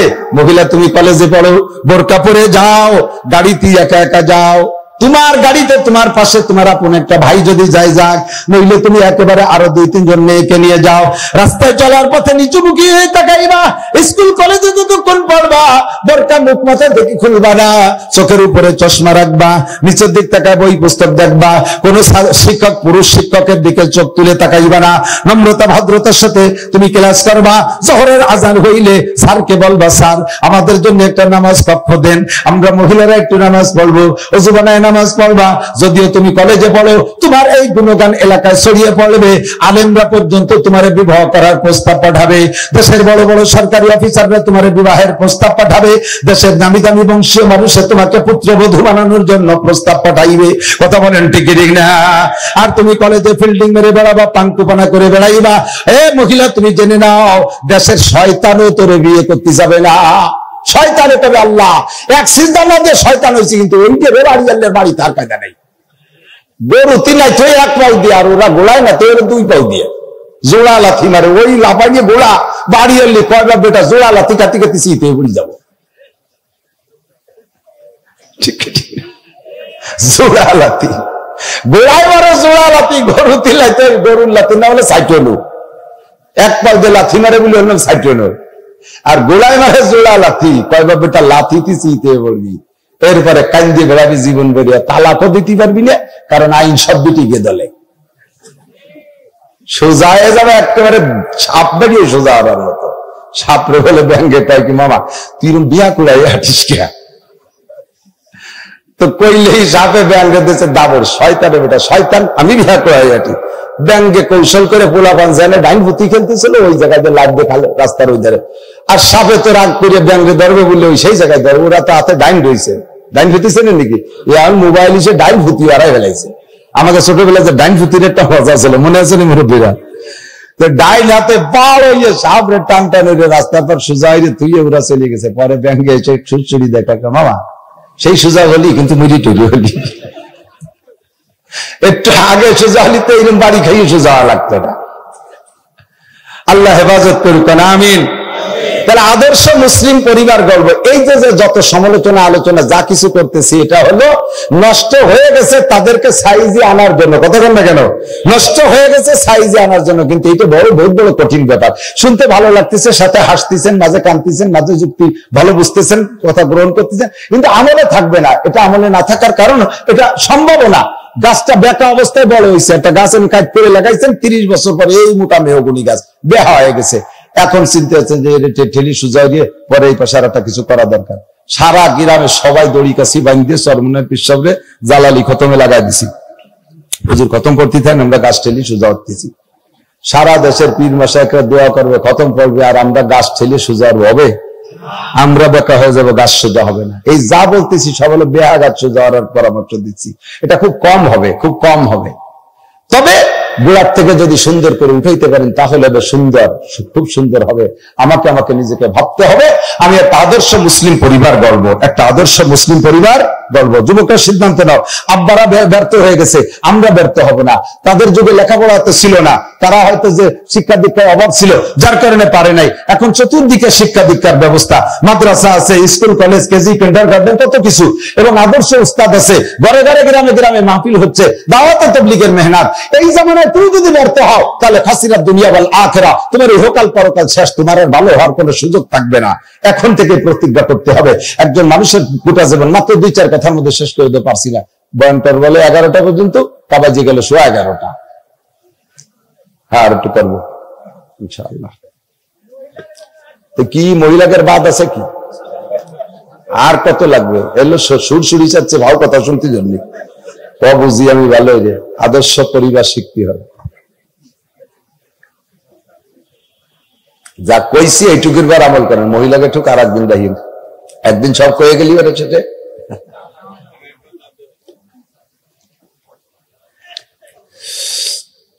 আল্লাহ, আদর্শ মুসলিম পরিবার গড়ব, আমাকে হিসাব থাকতে হবে। আমাকে বানাইছে কি দিয়া?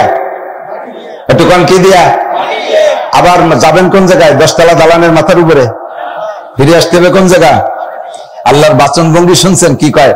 মিনহা খলাকনাকুম, এই মাটি থেকে বানাইছি আমি তোমাকে, অফিহা নুইদুকুম। শব্দ কি? অফিহা পড়েন তো, এই যে পড়ি মাইয়েত্রে মাটি দিয়ে শোনা, কিন্তু ওইটা মাইয়েত্রে শুনে লাভ আছে নাকি? কথাগুলো তো আমার শিক্ষা দরকার নাকি বলেন? এই কথাগুলো থেকে শিক্ষা নিতে হবে কার? আমার। মাইয়ের তো মরেই গেছে, তারে আর এক হয়ে লাভ কি? কিন্তু সুন্নাত আসছে বলা, তাই আমরা বলি। বাকি এই কথাগুলো সে বলি বলে আমি শিক্ষা নেব। ফিহা নুইদুকুম, আল্লাহ বললেন এর মধ্যে তোমাকে আমি ফিরে এনেই ছাড়বো। তার মানে এর মানে হলো, যদি আল্লাহ তাআলা বলতেন নফিহা তাউদুন, বানাইছি আমি, বানাইছি আমার বানানোর দরকার, বানাইছি মাটি দিয়ে, তবে বান্দা বানাই তোরে ছাড়িয়ে দিছি, তোর যে শক্তি ক্ষমতা, তোর যে পাওয়ার, তোর যে গতি, তুই রকেট বিমান হেলিকপ্টার কত তাই চলিস, তুই তোমার তালাশ করে পাই কঠিন। তা যাকে করে দিলেন তুই একদিন আসিস মাটির তলে। এই যদি কইতো তাহলে একটাও কি মাটির তলে যেতাম? বেড়া গেল্লা তালাশ করি, আমি থাকবো জঙ্গলের মধ্যে ফলাইয়া। আল্লাহ কয় অফিহা নুইদুকুম, কোথায় পালাবি? ফি বুরুজিন মুসাইয়াদা, সীসা ঢালা পাথরের ভিতরে, সীসা ঢালা প্রাচীরের মধ্যে, আফ্রিকার জঙ্গলে, সুন্দরবন গহীন জঙ্গলে, আটলান্টিক মহাসাগরের চরের উপরে, পাহাড়ের চূড়ায়, অফিহা নুইদুকুম, সেখান থেকে আমি টান দিয়ে মাটির মধ্যে আমি আনবো, তোর আশা লাগবে না। কতক্ষণ? আমি আনবো। এরপরে মাটির তলে যখন নিয়ে গেছে, এরপরে আয়াত কি কন্ত? অমিনহা নুখরিজুকুম তারাতান উখরা, আবার এই মাটি থেকে তোমার বের আমি করেই ছাড়বো। নুখরিজুকুম, আর যদি আল্লাহ বলতেন অমিনহা তাখরুজুন, ও বান্দা মাটির তলে মাটি দিয়ে তুইছে কিরা কোন জায়গা, তোর তো আমার তালাশ করে বাবারই কঠিন, কিরা কবে কোন সালে মরছিস তা আমার ভালো রে মনে নাই, যাকে তোরে বলে বলা থাকলো কিয়ামতের দিন তুই কিন্তু নিজ কায়দায় উঠে আসিস। একটাও উঠতাম না, কারণ আমি তো জানি আমি যে আকাম করছি উঠলি পাশা সামলা থাকবে না। মদ খাইছি, গাঁজা খাইছি, টোন মারছি, মন মারছি, রাস্তা মারছি, খাল মারছি, বিজিএফ কার্ড মারছি, পঙ্গু ভাতা মারিয়ে খাইছি, আরে করোনার ভাতা সাপ করি বেলা দিচ্ছি খাইয়া, সরকারি কম্বল কার্ড আছে তাও খাইছি। আমার চেয়ারম্যান খায় না কিন্তু, সাবধান, উনি সব দেয় আমি জানি। ইয়া খাইয়ে কি হবে? কি এক মেম্বার নির্বাচন টাইম শেষ, অর্থাৎ 5 বছর মেম্বারি করার পরে বুঝে ফেলাইছে যে আগামীবার আমরা দাঁড়াতে হতে পারবো না, খালি খালি দাঁড়াই লাভ নাই। তো হতে যখন পারবো না, তাহলে শেষবারের মতো একটা কিছু হাতে করে তুতি, একদিন তো 5 বছর যা পাইছি খাইছি। নির্বাচনের কিছুদিন আগে উনি ক্ষমতায় থাকতে থাকতে ওনার বোন নামে একটা বিধবা ভাতা কাট করে দিয়ে গেছে।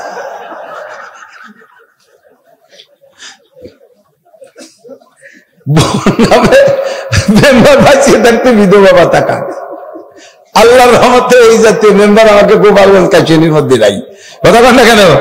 তাহলে এই যা যা করছি জীবন ভরে, জেনা, ব্যভিচার, মদ, গাঁজা, হিরোইন, ভাং, ফেন্সিডিল, সুদ, দুল, ডেরা, ক্যাডাম, যা কিছু করছি না করছি, এ সব কিছু যার যাটা তার জানা আছে না নাই? কথা কন। আরে মিয়া যত বড় সুফিগিরি করেন, ইস্তাফতি কলবাক নিজের কাছে নিজে জিজ্ঞেস করলেই বোঝা যাবে কে কতটুকু পবিত্র। আর একজনের দোষ ধরার জন্য তো দাঁতে দাঁড়িয়ে ঘুরি, ঠোঁটে তেল মাখাই ঘুরি। দেখেন না, আকাম করতেছে ইসরায়েলেরা, মারতেছে আমেরিকানরা, আর কি বলে সিরিয়ার গাজার মুসলমান, ফিলিস্তিনের মুসলমানরা একদিন কয়টা বেলা মারছে, তাতে তারা বলে সন্ত্রাস আর উন্ডা বলে মজলুম। এরা জালেম আর উন্ডা মজলুম। 10,000 মানুষ মারলি আর ওরা এর 75 বছর ধরে মারতেছে, 75 বছর ধরে মারতেছে।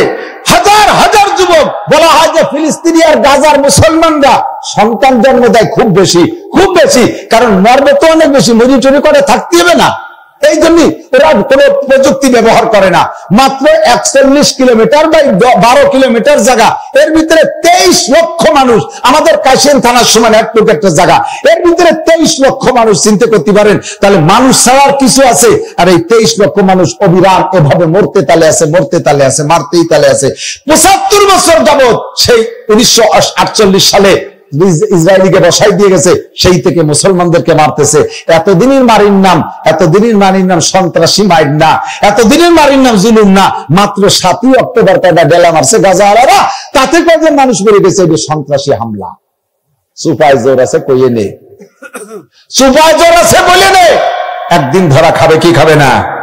সময় কাছাই গেছে, দিন কাছাই গেছে, অতি নিকটে চলে আসছে। আমরা ওদেরকে একটু সুদা করব। প্রত্যেক মুসলমান যুবকরা, স্থানীয় যুবকরা, স্থানীয় আলেম উলামারা এভাবে চাল তৈরি করে দেন। ওই ইহুদি পণ্য কি কি আছে ওর একটা আমি জীবনে ব্যবহার করব না, একটাও ব্যবহার করবো। দেখেন আমাদের ভিতরে আত্মমর্যাদা বোধ নাই। আমার ছোটবেলায় ভালো করে মনে আছে, আমাদের বাড়ির পাশে রঞ্জিত বাবুকে বাড়ি, হিন্দু বাড়ি। রঞ্জিত বাবুর মা নদীতে যাইতো। আমরা সে সময় ছোট, একটু 7-8 বছর, প্রাইমারিতে পড়ি, 10 বছর।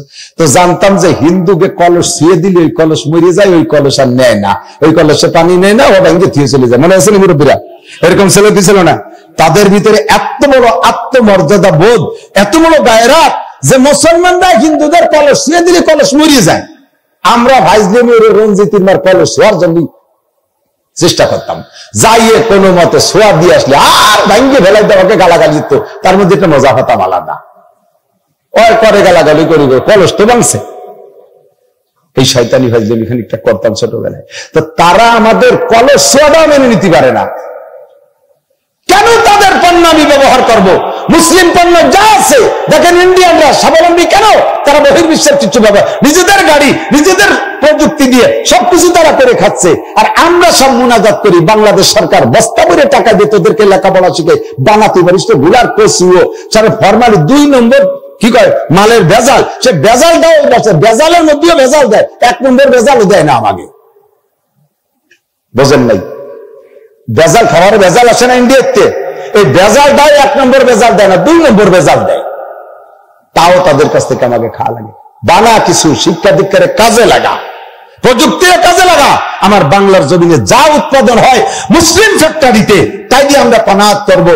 ইহুদিকে কোনো কিছু ব্যবহার করব? একটু বলেন না করব? প্রসাধনী ব্যবহার করবেন না, খুঁজবেন প্রাণ কোম্পানি যত আছে সবগুলো বাদ দেবেন। তারপরে আরএফএল কোম্পানির যা আছে সব বাদ দেবেন। এগুলো সব ইহুদি কোম্পানি। বাংলাদেশে ব্যবসা করে সেই টাকা দিয়ে বোমা বানাইয়া আমার মুসলমান ছোট্ট ছোট্ট বাচ্চাদেরকে বোনা করে ফেলতেছে। মা কাঁদতেছে, বাচ্চা কোলের থেকে নিয়ে গেছে, বাচ্চার সামনে মাকে ধর্ষণ করে তারপরে আবার গুলি করে মেরে ফেলালো। এই অসহ্যনীয় জুলুম আমাদের উপরে চালাইতেছে। মুসলমান, তুমি এখনো তোমার মুসলমানিত্ব ভিতরে আনতে পারো নাই, তোমার ইসলামের দরদ তোমার ভিতরে আনতে পারো নাই। কাজে কাজে ও জায়গায় যে মারতেছে, এখানে হুজুরকে মারতেছে না, ও জায়গায় হুজুরই নাই, সবই পাবলিক তোমার মতো যুবকরে মারতেছে। দেখো জেলখানায় আটকাইছে যেগুলো রে, দেখো মারছে যারা, তারা কারা? তাদেরও মুখে দাড়ি নেই, প্যান্ট শার্ট পরা মুসলমান, তাদেরকে মাইরে সাফ করতেছে। তুমি কেন সেই কাফেরের পোশাক পরবা? কেন সেই কাফেরের প্রসাধনী ব্যবহার করবা? আমার মারা চেহারার হালাত যাই হোক না কেন, ফেয়ার অ্যান্ড লাভলি ব্যবহার করবে না, লাক্স সাবান ব্যবহার করবে না। এগুলো সব ইহুদি পণ্য। প্রাণ কোম্পানি কোনো কিছু খাবে না, সবকিছু বাদ। ফ্রেশ পানি বাদ, ওটা খাবো না। আমাদের দেশে যে মাম আছে, আমাদের দেশের আরো বহু পানি আছে, এই সমস্ত পানি খাবো যেগুলো ইহুদি কোম্পানির আমরা ব্যবহার করবো না। ঠিক আছে না? ইনশাআল্লাহ আল্লাহ তাআলা আমাদের তৌফিক দান করে। আমিনহা নুখরিজুকুম তারাতান উখরা। কিয়ামতের ময়দানে আবার তোমারে উঠানো হবে, আল্লাহ পাকের সামনে তোমারে যাইতে হবে। মাওলানা বলেছে, আমি শুনেছি আল্লাহর সামনে উঠানোর পরে তোমাকে উন্মুক্ত ছেড়ে দেবে না, যে তুমি তোমার কায়দায় যেদিক খুশি সেদিক যাও, মনে চাইলে বেহেশতে যাও, মনে চাইলে ফাঁকা জায়গায়। কোনো সুযোগ হাসরের মাঠে থাকবে না। হাসরের মাঠটা থাকবে চুম্বক। তোমার পারে শিকল দিয়ে মাটির সাথে টেনে ধরে রাখবে, ইচ্ছা মতো কোনো দিক যাইতে পারবা না। 4টি প্রশ্নের জবাব না দিয়া আন উমরিহি ফিমা আপনা 60 70 40 50 বছর হায়াত পাইছো, হায়াতটাকে কোন কাজে লাগাইছো বলে যাও। নামাজ কয়েকটা পড়েছো, রোজা কয় বছর রেখেছো, তাবলীগে কতদিন গিয়েছো, কোরআন শেখার জন্য কতটুকু সময় দিয়েছো, ইসলাম শিখতে কতটুকু সময় দিয়েছো, আর IABM পাস করতে কতটুকু সময় দিয়েছো, দুনিয়া কামাই করার জন্য কতটুকু সময় দিয়েছো, দুনিয়ার জন্য দুনিয়ায় থাকবা যতটুকু, করবা তার জন্য ততটুকু উচিত ছিল তাই, আর আখেরাতে থাকবা যতদিন, করবা তার জন্য ততটুকু উচিত ছিল তাই। কিন্তু দুনিয়ায় অল্প একটু হায়াতটুকু পুরোটা তুমি দুনিয়ার জন্য কাটাই দিয়েছো, আখেরাতের জন্য কোনো সময় দাও নাই। সুযোগ পাইলে দিছি, মনে চাইলে একদিন তাবলীগে গেলাম, মনে চাইলে জীবনে 3 দিন গেলাম, মনে চাইলে জুমার নামাজ পড়লাম, মনে চাইলে না পড়লাম, মনে চাইলে পর্দা করলাম, মনে না চাইলে করলাম না, সুযোগ পাইলে কোরআন পড়লাম, না পাইলে পড়লাম না।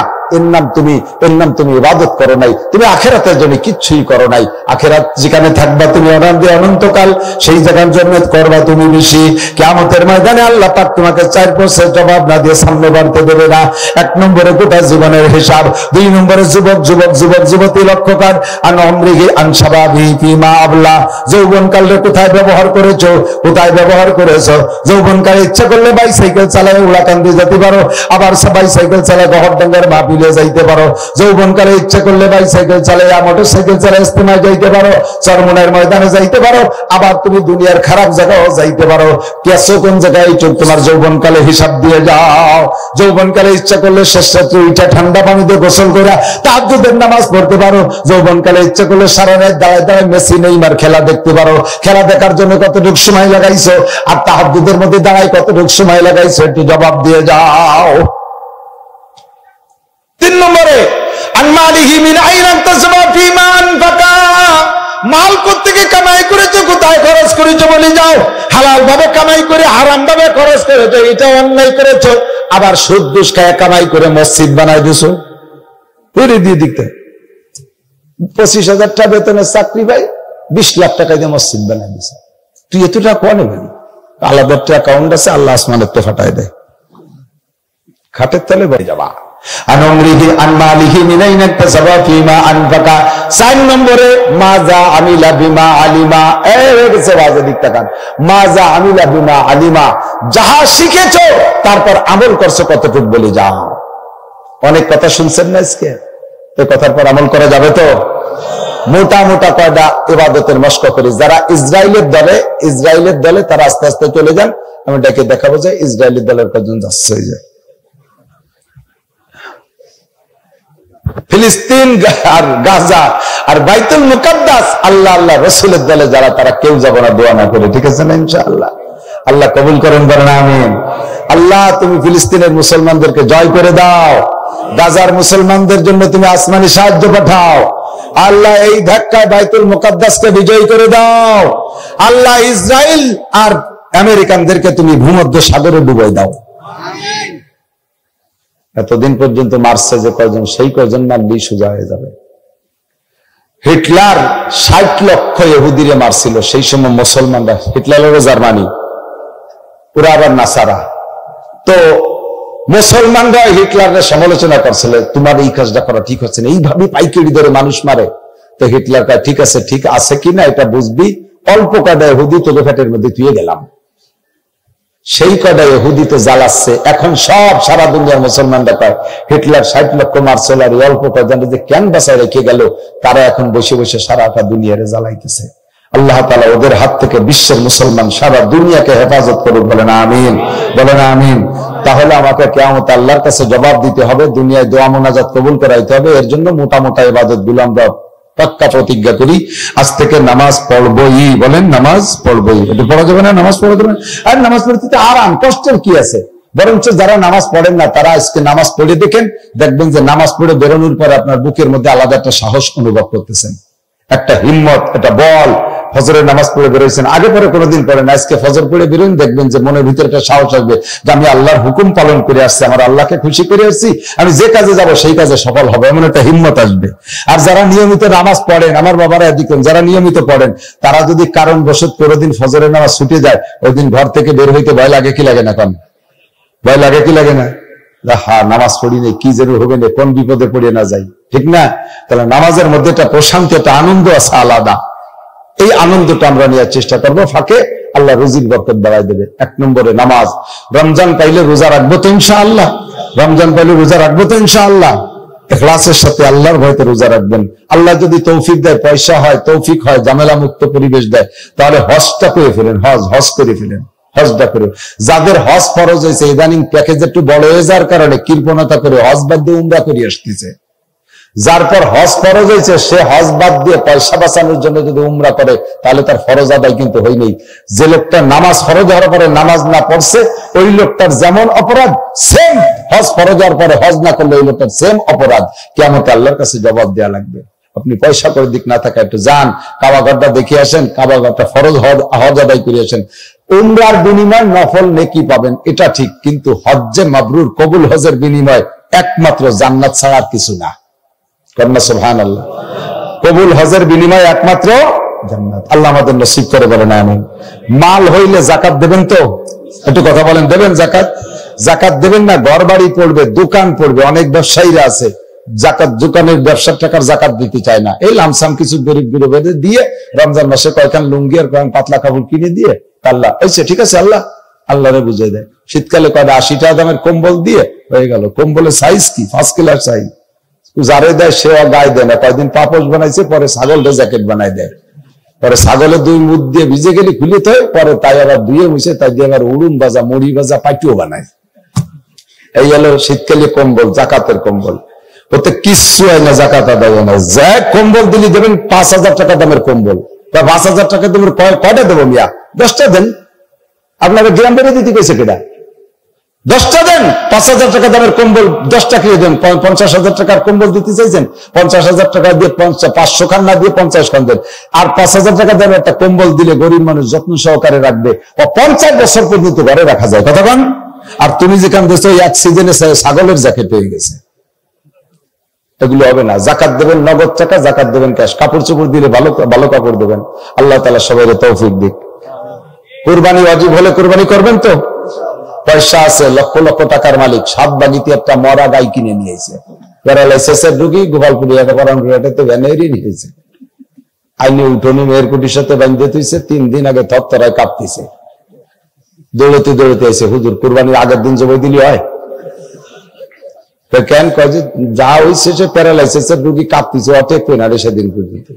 লাখ লাখ টাকার মালিক 5 লাখ টাকা দিয়ে একটা আইনি কিনে দিতে পারে, সে কিনে নিয়েছে একটা পঙ্গু ফাঙ্গা প্রাচীন মুরব্বী, এটা কিনে নেবেন দিতেছে।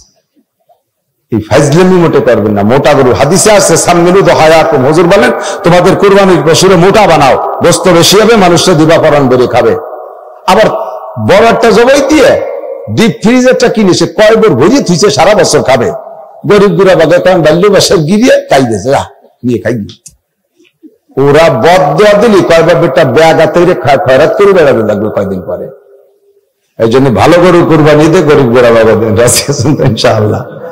এই যা কথা বলছি এগুলো সব আমল করার জন্য একদিনের কথাই তো হবে না।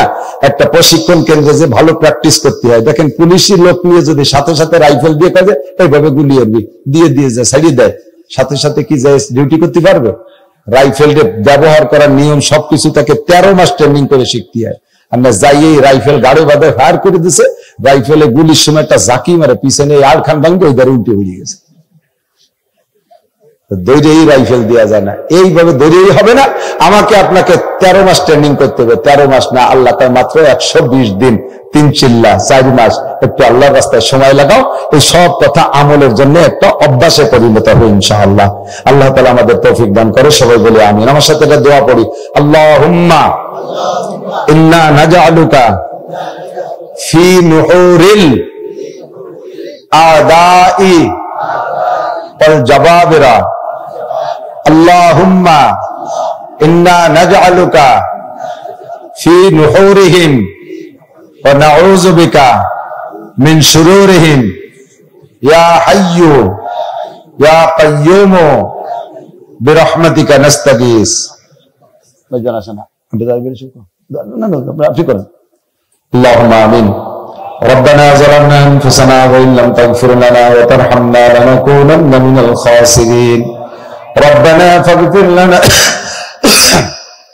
ذنوبنا وكفر عنا سيئاتنا وتوفنا مع الأبرار ربنا هب لنا من أزواجنا وذرياتنا قرة أعين وجعلنا للمتقين إماما اللهم زدنا ولا تنقصنا وأكرمنا ولا تهنا وأعزنا ولا تذلنا في الدنيا والآخرة وأعطنا ولا تحرمنا وآثرنا ولا تؤثر علينا عدونا وارض عنا وأرضنا يا أرحم الراحمين রব্বুল আলামিন গভীর রাত পর্যন্ত তোমার নেককার বান্দা বান্দীদেরকে সাথে নিয়ে মজলিসের মধ্যে সবচেয়ে বড় গুনাহগার অপরাধী পাপী তাপী আমি আল্লাহ ভিক্ষার দোকানে হাত তুলেছে আমাদের জীবনের সব গুনাহ তুমি এক্ষুনি মাফ করে দাও যে সকল গুনার আলোচনা করেছি সব গুনাহ আমরা করে থাকি আবার কখনো ভয়ে তওবা করি আবার নফসের সাথে পারি না শয়তানের ধোঁকায় পড়ে আবার গুনাহ করে ফেলি আজকে তুমি শেষবারের মতো ক্ষমা করে দাও আয় আল্লাহ আমরা অন্তর থেকে তওবা করেছি এসব গুনাহ করব না ইবাদত করার প্রতিজ্ঞা করেছি রব্বুল আলামিন আমাদের তওবা ও প্রতিজ্ঞার উপরে অটল থাকার তৌফিক দান করো আয় রব্বুল আলামিন আমাদের আব্বা মা দাদা দাদি নানা নানি শ্বশুর শাশুড়ি আত্মীয় স্বজন পাড়া প্রতিবেশী বন্ধু বান্ধব উস্তাদ শাগরেদ পীর মুর্শিদ ছাত্র ছাত্র ভাই কর্মজীবনের বন্ধু সাথী যারা বনে জঙ্গলে কবরে শুয়ে আছে সকলের পক্ষ থেকে ক্ষমা চাই তুমি মাফ করে দাও এই এলাকায় যত কবরবাসী কবরে শুয়ে আছে সকলের পক্ষ থেকে ক্ষমা চাই আল্লাহ তুমি সবাইকে মাফ করে দাও সকলের কবর আযাব তুমি বন্ধ করে দাও সকলের কবরে জান্নাতুল ফেরদাউসের দরজা খুলে দাও আয় রব্বুল আলামিন এই ফুকর তারাইল পাঙ্কাসর পাঁচাল সুসল এলাকায় যথেষ্ট বাড়ি ঘরে আমি ঘোরাফেরা করেছি অনেক বাড়ি খানা খেয়েছি সকলের সাথে একটা আন্তরিকতা ভালোবাসা ছিল জীবনের শেষ প্রান্তে চলে আসছি বিরাট বৃদ্ধ হয়ে গেছি আল্লাহ আমার সেই কাল থেকে এই কাল পর্যন্ত যত মহব্বত ভালোবাসার মানুষ কবরে চলে গেছে সবাইকে তুমি মাফ করে দাও আল্লাহ তাদের কবরে জান্নাতের দরজা খুলে দাও অনেক মা বোনদের হাতের ভাত আমি খেয়েছি এলাকায় আল্লাহ তারা কেউ বেঁচে আছে কেউ কবরে চলে গেছে অনেকেই পরিচয় দেয় বেঁচে থেকে নাসির আমাদের হাতের ভাত খেয়েছে আমাদের বাড়ি লজিং থেকে সিদ্ধ এভাবে পরিচয় দেয় মালিক আমি পরিচয়টাকে ক্যান্সেল করি না আমিও গ্রহণ করে নিলাম ও আল্লাহ আমি দোয়া করে দরখাস্ত করি আমার সমস্ত মহব্বত ও ভালোবাসার মানুষদেরকে তুমি ক্ষমা করে দাও আল্লাহ যারা কবরে চলে গেছে তাদেরকে জান্নাতি করে দাও আল্লাহ আমার ফুকরুল মোতামিম সাহেব হুজুরকে সুস্থতার সাথে হায়াতে তওবা বাড়ায়া দাও আল্লাহ সন্তান ছিল না আমাদেরকে সন্তানের মতো আদর কদর করেছে ওনাদের মেহনতের বদৌলতে আল্লাহ পর্যন্ত আসতে পেরেছি আমার হুজুরকে তুমি মাফ করে দাও আমার অনেক উস্তাদরা বেঁচে আছে তাদেরকে মাফ করে দাও অনেক উস্তাদরা মারা গেছে তাদেরকে মাফ করে দাও আমার বড় ভাই হাফেজ আইয়ুব আলী সাহেবকে আল্লাহ দিনের জন্য কবুল করে নাও তার সন্তানগুলিকে হক্কানি হাফেজ আলেম বা আমল বানাইয়া দাও তার সন্তানদেরকে দিনের খেদমতে তুমি কবুল করে নাও সকলকে দিনের খাদেম হিসেবে মুফতি মুহাদ্দিস হিসেবে কবুল করে নাও সে যেন কিয়ামতের ময়দানে একজাক আলেমের আব্বা হিসেবে উঠতে পারে এই তৌফিক তুমি তারে দান করো আল্লাহ এলাকায় ঘরে ঘরে আলেম পয়দা করে দাও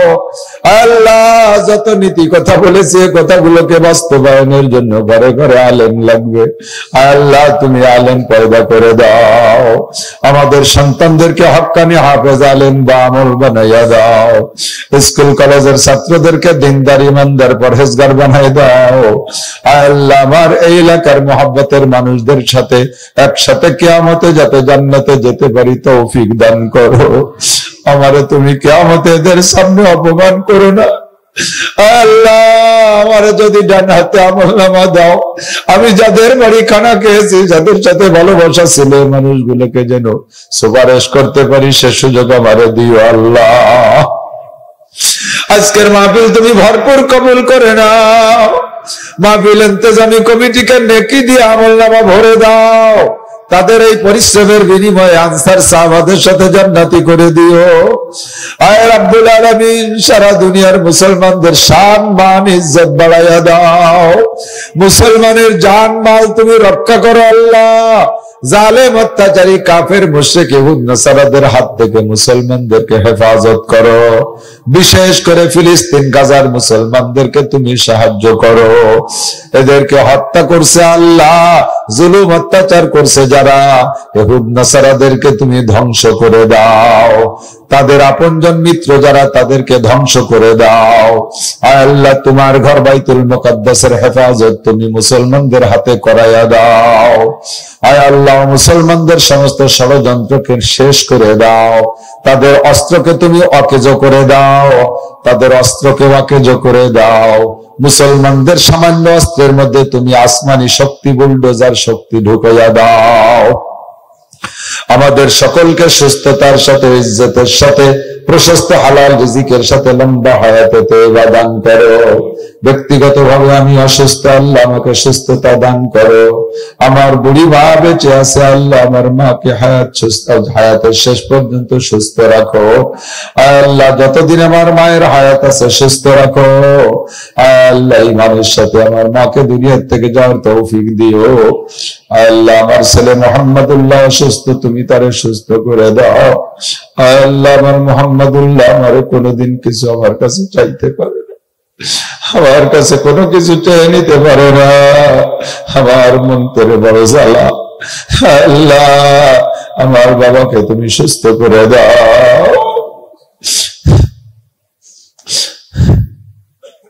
رب ارحمهما كما ربياني صغيرا رب ارحمهما كما ربياني صغيرا صلى الله تعالى على خير خلقه محمد وآله وأصحابه أجمعين برحمتك يا أرحم الراحمين। প্রধানমন্ত্রী জননেত্রী শেখ হাসিনা মাগুরা আসবে সার্কিট হাউস ময়দানে, মাগুরা কলেজ ময়দানে আসবে প্রধানমন্ত্রী। খবর পাইলে পুরো মাগুরা জেলার পাশে ফরিদপুর, গোপালগঞ্জ থেকে পর্যন্ত আওয়ামী লীগের যত লোক আছে, যারা যাওয়া সম্ভব, কেউ মিস করে না, সে জায়গা যায়। তালে তালে বিএনপির লোকও যায়। ভোট তো দেব না কোনোদিন, তবু এক নজর দেখিয়ে আসি। মাঠকে মাঠ, লোকে লোকারণ্য, সব মানুষ গেছে। আওয়ামী লীগের লোক যারা, তারা নৌকার স্লোগান দিতে দিতে, জয় বাংলা জয় বঙ্গবন্ধুর স্লোগান দিতে দিতে গেছে। দুষ্ট একটা লোক মাঠ পর্যায়ের মোটামুটি নেতা, ভালোই প্রসিদ্ধ, উনিও দলবল নিয়ে গেছে মিছিল দিতে দিতে। যাওয়ার পথে দেখে মানুষের ধান কাটে মুঠা বেঁধে বেঁধে রাখছে, নিজের হাতে এক মুঠা, আর সাথে যারা আছে তাদের হাতে এক এক মুঠা ধান দিছে। মিছিল দিতে দিতে যায়, মুখে কয় নৌকা, হাতে তাদের ধানের শীষ। মুখে বলে নৌকা, হাতে তাদের ধানের শীষ। এই দল যদি মাঠে যায়, মাননীয় প্রধানমন্ত্রী ওই দলের ডাইকে নিয়ে স্টেজে নিয়ে কপালে একটা চুমো দেবে, হাতের কাছে ঝাঁটা পাইলে কপালে একটা বাড়ি দেবে। মুনাফেক কথা বল। মুখে বলিস নৌকা, হাতে তোর দানের শীষ, তুই পাক্কা মুনাফেক। মুখে বলিস মুহাম্মাদুর রাসূলুল্লাহ, মাথায় নাই তোর মুহাম্মাদুর রাসূলুল্লাহর নমুনা, মাথায় একটা টুপি নাই, মুখে সুন্নতি দাড়ি নাই, গায়ে তোর পোশাক নাই। তো কো যাওয়া সুন্নতে আহমদ কো যা বা মুহাম্মদ কাই বুয়াদ নিসবত তোরা, তুমি পাক্কা মুনাফেক। মুনাফেকের খাতার থেকে উঠে আসতে হলে দোস্ত, কমপক্ষে সামনে যত মাহফিল আছে, সিজনে যা হবে, একটু পোশাক চেঞ্জ করে আসে। এটা মুসলিম ইউনিফর্ম, ইউনিফর্ম বোঝেন? জাতীয় পোশাকের কয় ইউনিফর্ম। আর্মির চাকরি করতে গেলে আর্মির পোশাক পরা লাগে, কথা কয় না লাগে? পুলিশের চাকরি করতে পুলিশের পোশাক লাগে, বিডিআর এর চাকরি করতে গেলে বিডিআর এর পোশাক লাগে, নেভির চাকরি করতে গেলে নেভির পোশাক লাগে। যার যার জাতীয় ডিপার্টমেন্টাল পোশাককে ইংরেজিতে বলে ইউনিফর্ম। ইউনিফর্ম কমপ্লিট করে চাকরিতে ডিউটি করা লাগে। দোস্তরে, আপনি যদি আর্মির চাকরিরত অবস্থায় যদি পুলিশের পোশাক পরে ডিউটি করেন, চাকরি থাকবে? পুলিশের চাকরি করেন, ছোট ভাই আর্মির চাকরি করে, তার পোশাক একসাথে নিয়ে আপনি পইরা পুলিশের ডিউটি করেন, আপনার চাকরি থাকবে না। আপনি যদি পুলিশের চাকরির ভিতরে 4 পদের 4 প্রকারের পোশাক নেছেন, আর্মির শার্ট, পুলিশের প্যান্ট, নৌবাহিনীর টুপি, আরবিডিআরের জুতো, 4 পার্টির 4 পোশাক শরীরের ভিতরে সেট। যদি কয় তুই হচ্ছিস কে, কয় আমি 4 তরিকার খেলাফতি পাইছি, আর্মির খেলাফতিও পাইছি, বিডিআরের খেলাফতিও পাইছি, পুলিশের খেলাফতি পাইছি, নৌবাহিনীর খেলাফতি পাইছি, কাজে 4 তরিকার পোশাক পরছি। এই বললে কি ওরে সম্মান দেবে, ওর প্রমোশন দেবে না, ওরে ডিমোশন দেবে, ওরে ডিমোশন দেবে, বলবে যে তুই ইউনিফর্ম বুঝিস না, তুই পাগল। কথা কন, ওরে পাঠাবে পাবনা পাগলা গারদে, ওরে মেন্টাল হাসপাতালে পাঠায় চিকিৎসা করে আনতে হবে, ওইটা পাগল। ও দুষ্ট, যদি একটা ডিপার্টমেন্টের চাকরি করতে 4 প্রকারের পোশাক পরলে তাতে যদি হয় পাগল, তারে যদি মেন্টাল হাসপাতালে পাঠাইতে হয়, তাহলে তোমার নামও আল্লাহ পাক রাখছে মুসলমানদের নাম, উলাইকা হিজবুল্লাহ, উলাইকা হিজবুল্লাহ। মুসলমানরা আল্লাহর সৈনিক, জোরে বলেন আলহামদুলিল্লাহ। মুসলমানরা কার সৈনিক? জোরে হবে না? মুসলমানরা আল্লাহর সৈনিক, উলাইকা হিজবুল্লাহ, এরা হলো আল্লাহর সৈনিক। আলা ইন্না হিজবাল্লাহি হুমুল মুফলিহুন। আর যারা হবে আল্লাহর সৈনিক তারা হবে সফল। মুসলমান, তুমি আল্লাহর সৈনিক। এবার আল্লাহর ইউনিফর্ম তোমার মধ্যে আছে নাকি? মুহাম্মাদি ইউনিফর্ম তোমার কোন জায়গায়? তো কো যাওয়া সুন্নতে আহমদ কো যা বা মুহাম্মদ কাইবু আদনে সবতুরা। মজলিসের মধ্যে সকলে বসা, এটা একটা আদব। কোরআনের মজলিসে বইসে বয়ান শোনা আদব। কথা কন, বুঝেন নাই কথা? বয়ান বসে শোনা কি? আমি আগেই বলছি, ওয়াজুর সাহেবী মহল্লি, যা যেখানে রাখা দরকার তা সেখানে রাখার নাম আদব। তাই তো এই ফাঁকে ফাঁকে কয়ে যাইতে হয়, সব দিন সব কথা মনে আসে না। এই যে আমরা রুমাল ব্যবহার করি না, পাবলিকই বোঝে না, এর এক একজনে এক একটা কয় আর কি। কেউ কয় পাগড়ি, কেউ কয় তোয়ালি, কেউ কয় গামছা। এর নাম হলো রুমাল, হাজি রুমাল বলে। এই রুমালকে বানানো হয়েছে মাথায় ব্যবহার করার, যেটা সম্মানী পোশাক। উলামায়ে কিরাম মনে রাখবেন, আমি ওযু বানাই আসছি, বড় হুজুর, বক্তা হুজুর, আমার ওযু মুছার জন্য গামছা নাই, মাথাতে রুমাল খানতেছে, এটা আদবের খেলাফ। ওযু মুছার জন্য এটা না, ওযু মুছার জন্য গামছা, গায়ের পানি মুছার জন্য গামছা, এইটাকেও জায়গা ব্যবহার করা আদবের খেলাফ। আমি যখন খানা খাইতে বসবো তখন দস্তারখান বিছানো সুন্নাত, দস্তারখান বিছানো সুন্নাত। এই দস্তারখানই হতে হবে। যখন দস্তারখান পায় না, মাথার তো রুমাল বিছাইতেছে মোহাব্বতের ঠেলায়, আদবের খেলাফ। ঘরের থেকে গামছা একখানা নিয়ে বিছাইতেছে, এটা আদবের খেলাফ। গামছা দস্তারখান না, যাকে যে জন্য বানানো হয়েছে। কারণ খানা পড়ে গেলে কুটে খাবো, দস্তারখানের পর যাতে ভালো জায়গা পড়লে কুটে খাওয়া যায়। খানা তুলে খাইলে, পড়া খানা তুলে খাইলে রুজির বরকত বাড়ে, আল্লাহ তাআলা সম্পদ বাড়ায় দেয়। এই দস্তারখান বিছাইয়ে তারপর খানা খাবো। এই এলাকায় কোন এক জায়গায় আসছিলাম প্রায় 20-22 বছর আগে ওয়াজ করতে। ওয়াজের পরে ঘরে গেছি, খানা খাচ্ছি, টেবিলি দিয়েছে খাইতে। আমি বললাম তো এই মাত্র সুন্নতের বয়ান করলাম, টেবিলি খাওয়া যাবে না, দস্তারখান নিয়ে আসেন, খাটে বসে খাবো। দস্তারখান খুঁজে পায় না, সে খানসা ভাড়াই গেছে। এরপরে গামছা একটা নিয়ে দিয়েছে বিছাইয়ে, যে জায়গা ভাত পড়বে খুঁজে খাবো, সেই জায়গাতে কিডা যেন কবে নাক মুছে তুইছে, পুরন শিয়ের গাঢ় আর ঘিয়ে রঙের খানিক টানায় রয়েছে। ওর মধ্যে ভাত পড়লি খাওয়া যায়, মাটিতে বললি খুঁজে খাওয়া যায়, ওই ময়লার মধ্যে নাকের ময়লা, ওর মধ্যে ভাত পড়লি খাওয়া যায়। এই জন্যই বলা হয়েছে গামছা দস্তারখান না, ভালো নাক মুছার জন্য। কথা বুঝছেন নাকি? ওয়াজুর সাহেবী মহল্লি, যা যেখানে রাখা দরকার তা সেখানে রাখা। ও দোস্ত, টুপি যতই কম দাম হোক, কোন জায়গা থাকবে? কথা বল। মুজা যত বেশি দাম হোক, ও কোন জায়গা থাকবে?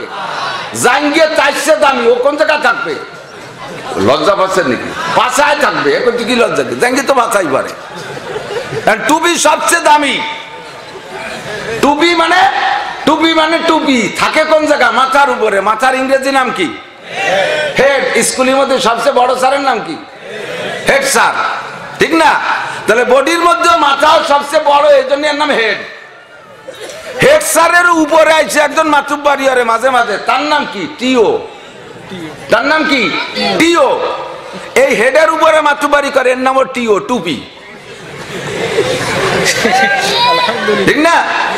তাহলে হেডের উপরে মাতুব্বারি করে টিও, এই হেডের উপরে থাকবে মাতুব্বার। এই হেড স্যারের বেতন বেশি না টিওর বেতন বেশি? হেড স্যারের দাম বেশি না টিওর দাম বেশি? টিওর দাম বেশি। তাহলে আপনার হেডের উপরে যে পোশাকটা রাখছেন সেটা এই তো টুপি তো দেখে দেখতেছি, কোনোটা 2 টাকা দামের, কোনোটা 3 টাকা দামের, কোনোটা শীত রুটি। গামছা লুঙ্গি কিনতে গেছে তার সাথে ভাও দিয়ে দিয়েছে, আতর কিনতে গেছে তাদের সাথে ভাও দিয়েছে। টুপিটা কেনার সময় তোমার টাকা থাকে না, তুমি জাঙ্গিয়ে কেন 500 টাকা দিয়া, মোজা কেন 1000 টাকা দিয়া, প্যান্ট বানাও 3000 টাকা দিয়া, তুমি আর সব কিছুতে দাম ব্যবহার করো, কিন্তু টিও কেনার সময় তোমার টুপি টা দেয় না। কেনার সময় ভুল করে বেলাইছো, জাঙ্গিয়ে কিনছো 500 টাকা দিয়ে, টুপি কিনছো 5 টাকা দিয়ে। এখন আমলের সময় এটা ঠিক করা যাবে না। হ্যাঁ, ভুল হয়ে গেছে, জাঙ্গিয়ে বেশি টাকা দিয়ে কিনে বেলাইছি, জাঙ্গিয়ে কিনা ভুল হলিও আমলে ভুল করবো না, জাঙ্গিয়ে মাথায় দিয়ে নামাজ পড়বো। এ জাঙ্গিয়ে যত দাম হোক মাথায় দিয়ে নামাজ পড়া যাবে? রাজ্জার দরকার সে আগে বসুক, সময় কম, বলার সময় নাই। যে একটু আগায় বসবেন সে জান্নাতের দিক অতটুকু আগালেন, যে আর একজনের জায়গা দিয়ে একটু চাপ দিয়ে বসবেন, আল্লাহ তাআলা জান্নাতের মধ্যে অটুক জায়গা আপনারে দিয়ে দেবে। আর জান্নাতের অটুক জায়গা দুনিয়াকে 1000 কোটি বার বেশি যে দাম হবে তার চেয়ে বেশি দাম। সুবহানাল্লাহ। আল্লাহ আমার দিকে দিক তাকান তো। প্রত্যেক মজলিসের প্রত্যেক জিনিসের আদব আছে। যা বলতে চাইছি, জাঙ্গে যত দামি হোক পাছায় থাকবে, মুজা যত দামি হোক পায়ে থাকবে, টুপি যত কম দামি হোক মাথায় থাকবে। তবে আজকে থেকে প্রতিজ্ঞা করবেন, আপনার শরীরে সব পোশাকের ভিতরে সবচাইতে দামি পোশাক হইতে হবে টুপি। ততক্ষণ না টুপি হবে সবচেয়ে দামি। আমি আমার টুপি নিজে একদম বানাই। বাজারে সবচেয়ে দামি কাপড় যেটা আমার পাঞ্জাবির কাপড়, তাই আমি কিনে এনে নিজে হাতে টুপি বানাই। এই টুপি কিনা টুপি মাথায় সেট হয় না, ওই বড় হয়ে যায়, নয় ছোট হয়ে যায়, ওই উপরে থাকে নাই, কান পর্যন্ত ঘিরে যায়, এলোমেলো হয়ে যায়, শেষে নিজে মাকে ঝুঁকে যেটুক দরকার সেটুক বানাই। তো পোশাক সবচাইতে দামি পোশাক হবে টুপি। কথা বলেন? আর আমার আপনার জিন্দেগিতে যত পোশাক ব্যবহার করি তার চাইতে দামি পোশাক পাবে আল্লাহর কোরআন। কথা কন না কে? বাড়ি বাড়ি খবর নেন, এলাকায় প্রত্যেক বাড়ি খবর নেন, কোরআন শরীফের জামার কোয়ালিটি কি। কোরআন শরীফের গায়ে জামা দিয়া অধিকাংশ বাড়ি জামা নাই। কোরআন শরীফের জামারে বলা হয় জুজদান। বেশিরভাগ বাড়ি কোরআন শরীফের গায়ে জুজদান নাই। যদি দেয়ও পুরন ছিঁড়া খেতা, ছায়াতে না, পুরন ব্লাউজ, বালিশ যেটা নালাতে নালাতে আঠা আঠা হয়ে গেছে, ওর তুলো অপারেশন করে ভেলাই দিয়ে খাড়ি দিয়ে সুটাই দিয়ে ধুয়ে তার মধ্যে কোরআন শরীফ বুড়ি দিয়েছে। হাসেন, খুঁজে দেখেন। ছেলেকে হাফ প্যান্ট পুরো নিয়ে গেছে, এক ঠ্যাং খুলে বেলায় দিয়ে আর এক ঠ্যাংয়ের মধ্যে কোরআন শরীফ বুড়ি দিয়ে দিয়েছে। এদেশে কোরআন শরীফের জামা। কোরআন শরীফ কি কয় জানেন? আল্লাহ দুনিয়া রাখছো তুমি কোরআনের ওসিলায়, দুনিয়া আছে কোরআনের ওসিলায়। কথা বলেন? আল্লাহ নবী বলেন লা তাকুমুস সাআতু হাত্তা ইউকালা ফিল আরদি আল্লাহ আল্লাহ। যতক্ষণ পর্যন্ত জমিনের মধ্যে আল্লাহ শব্দ থাকবে অতক্ষণ পর্যন্ত দুনিয়া ধ্বংস হবে না, কিয়ামত হবে না। বন্ধুরে, তাহলে দুনিয়া আছে আল্লাহ নামের ওসিলায়। কথা কোন ঠিক ঠিক না? এবার আল্লাহ নাম পাইলাম কোন জায়গায়? আল্লাহ নাম পাইলাম কোরআনের মধ্যে, আছে না নাই? কুল হুয়াল্লাহু আহাদ। বলেন কুল হুয়াল্লাহু আহাদ, আল্লাহুস সামাদ। কুল হুয়াল্লাহু আহাদ এ জায়গা আল্লাহ আছে, আল্লাহুস সামাদ এ জায়গা আল্লাহ আছে। হুয়াল্লাহুল্লাযী লা ইলাহা ইল্লাহু, আল্লাহু লা ইলাহা ইল্লাহু। এমন করে কোরআন শরীফের সব জায়গা আল্লাহ শব্দ আছে। আল্লাহ শব্দ দুনিয়া আছে তো দুনিয়া আছে, আর আল্লাহ শব্দ আছে কোরআনের মধ্যে।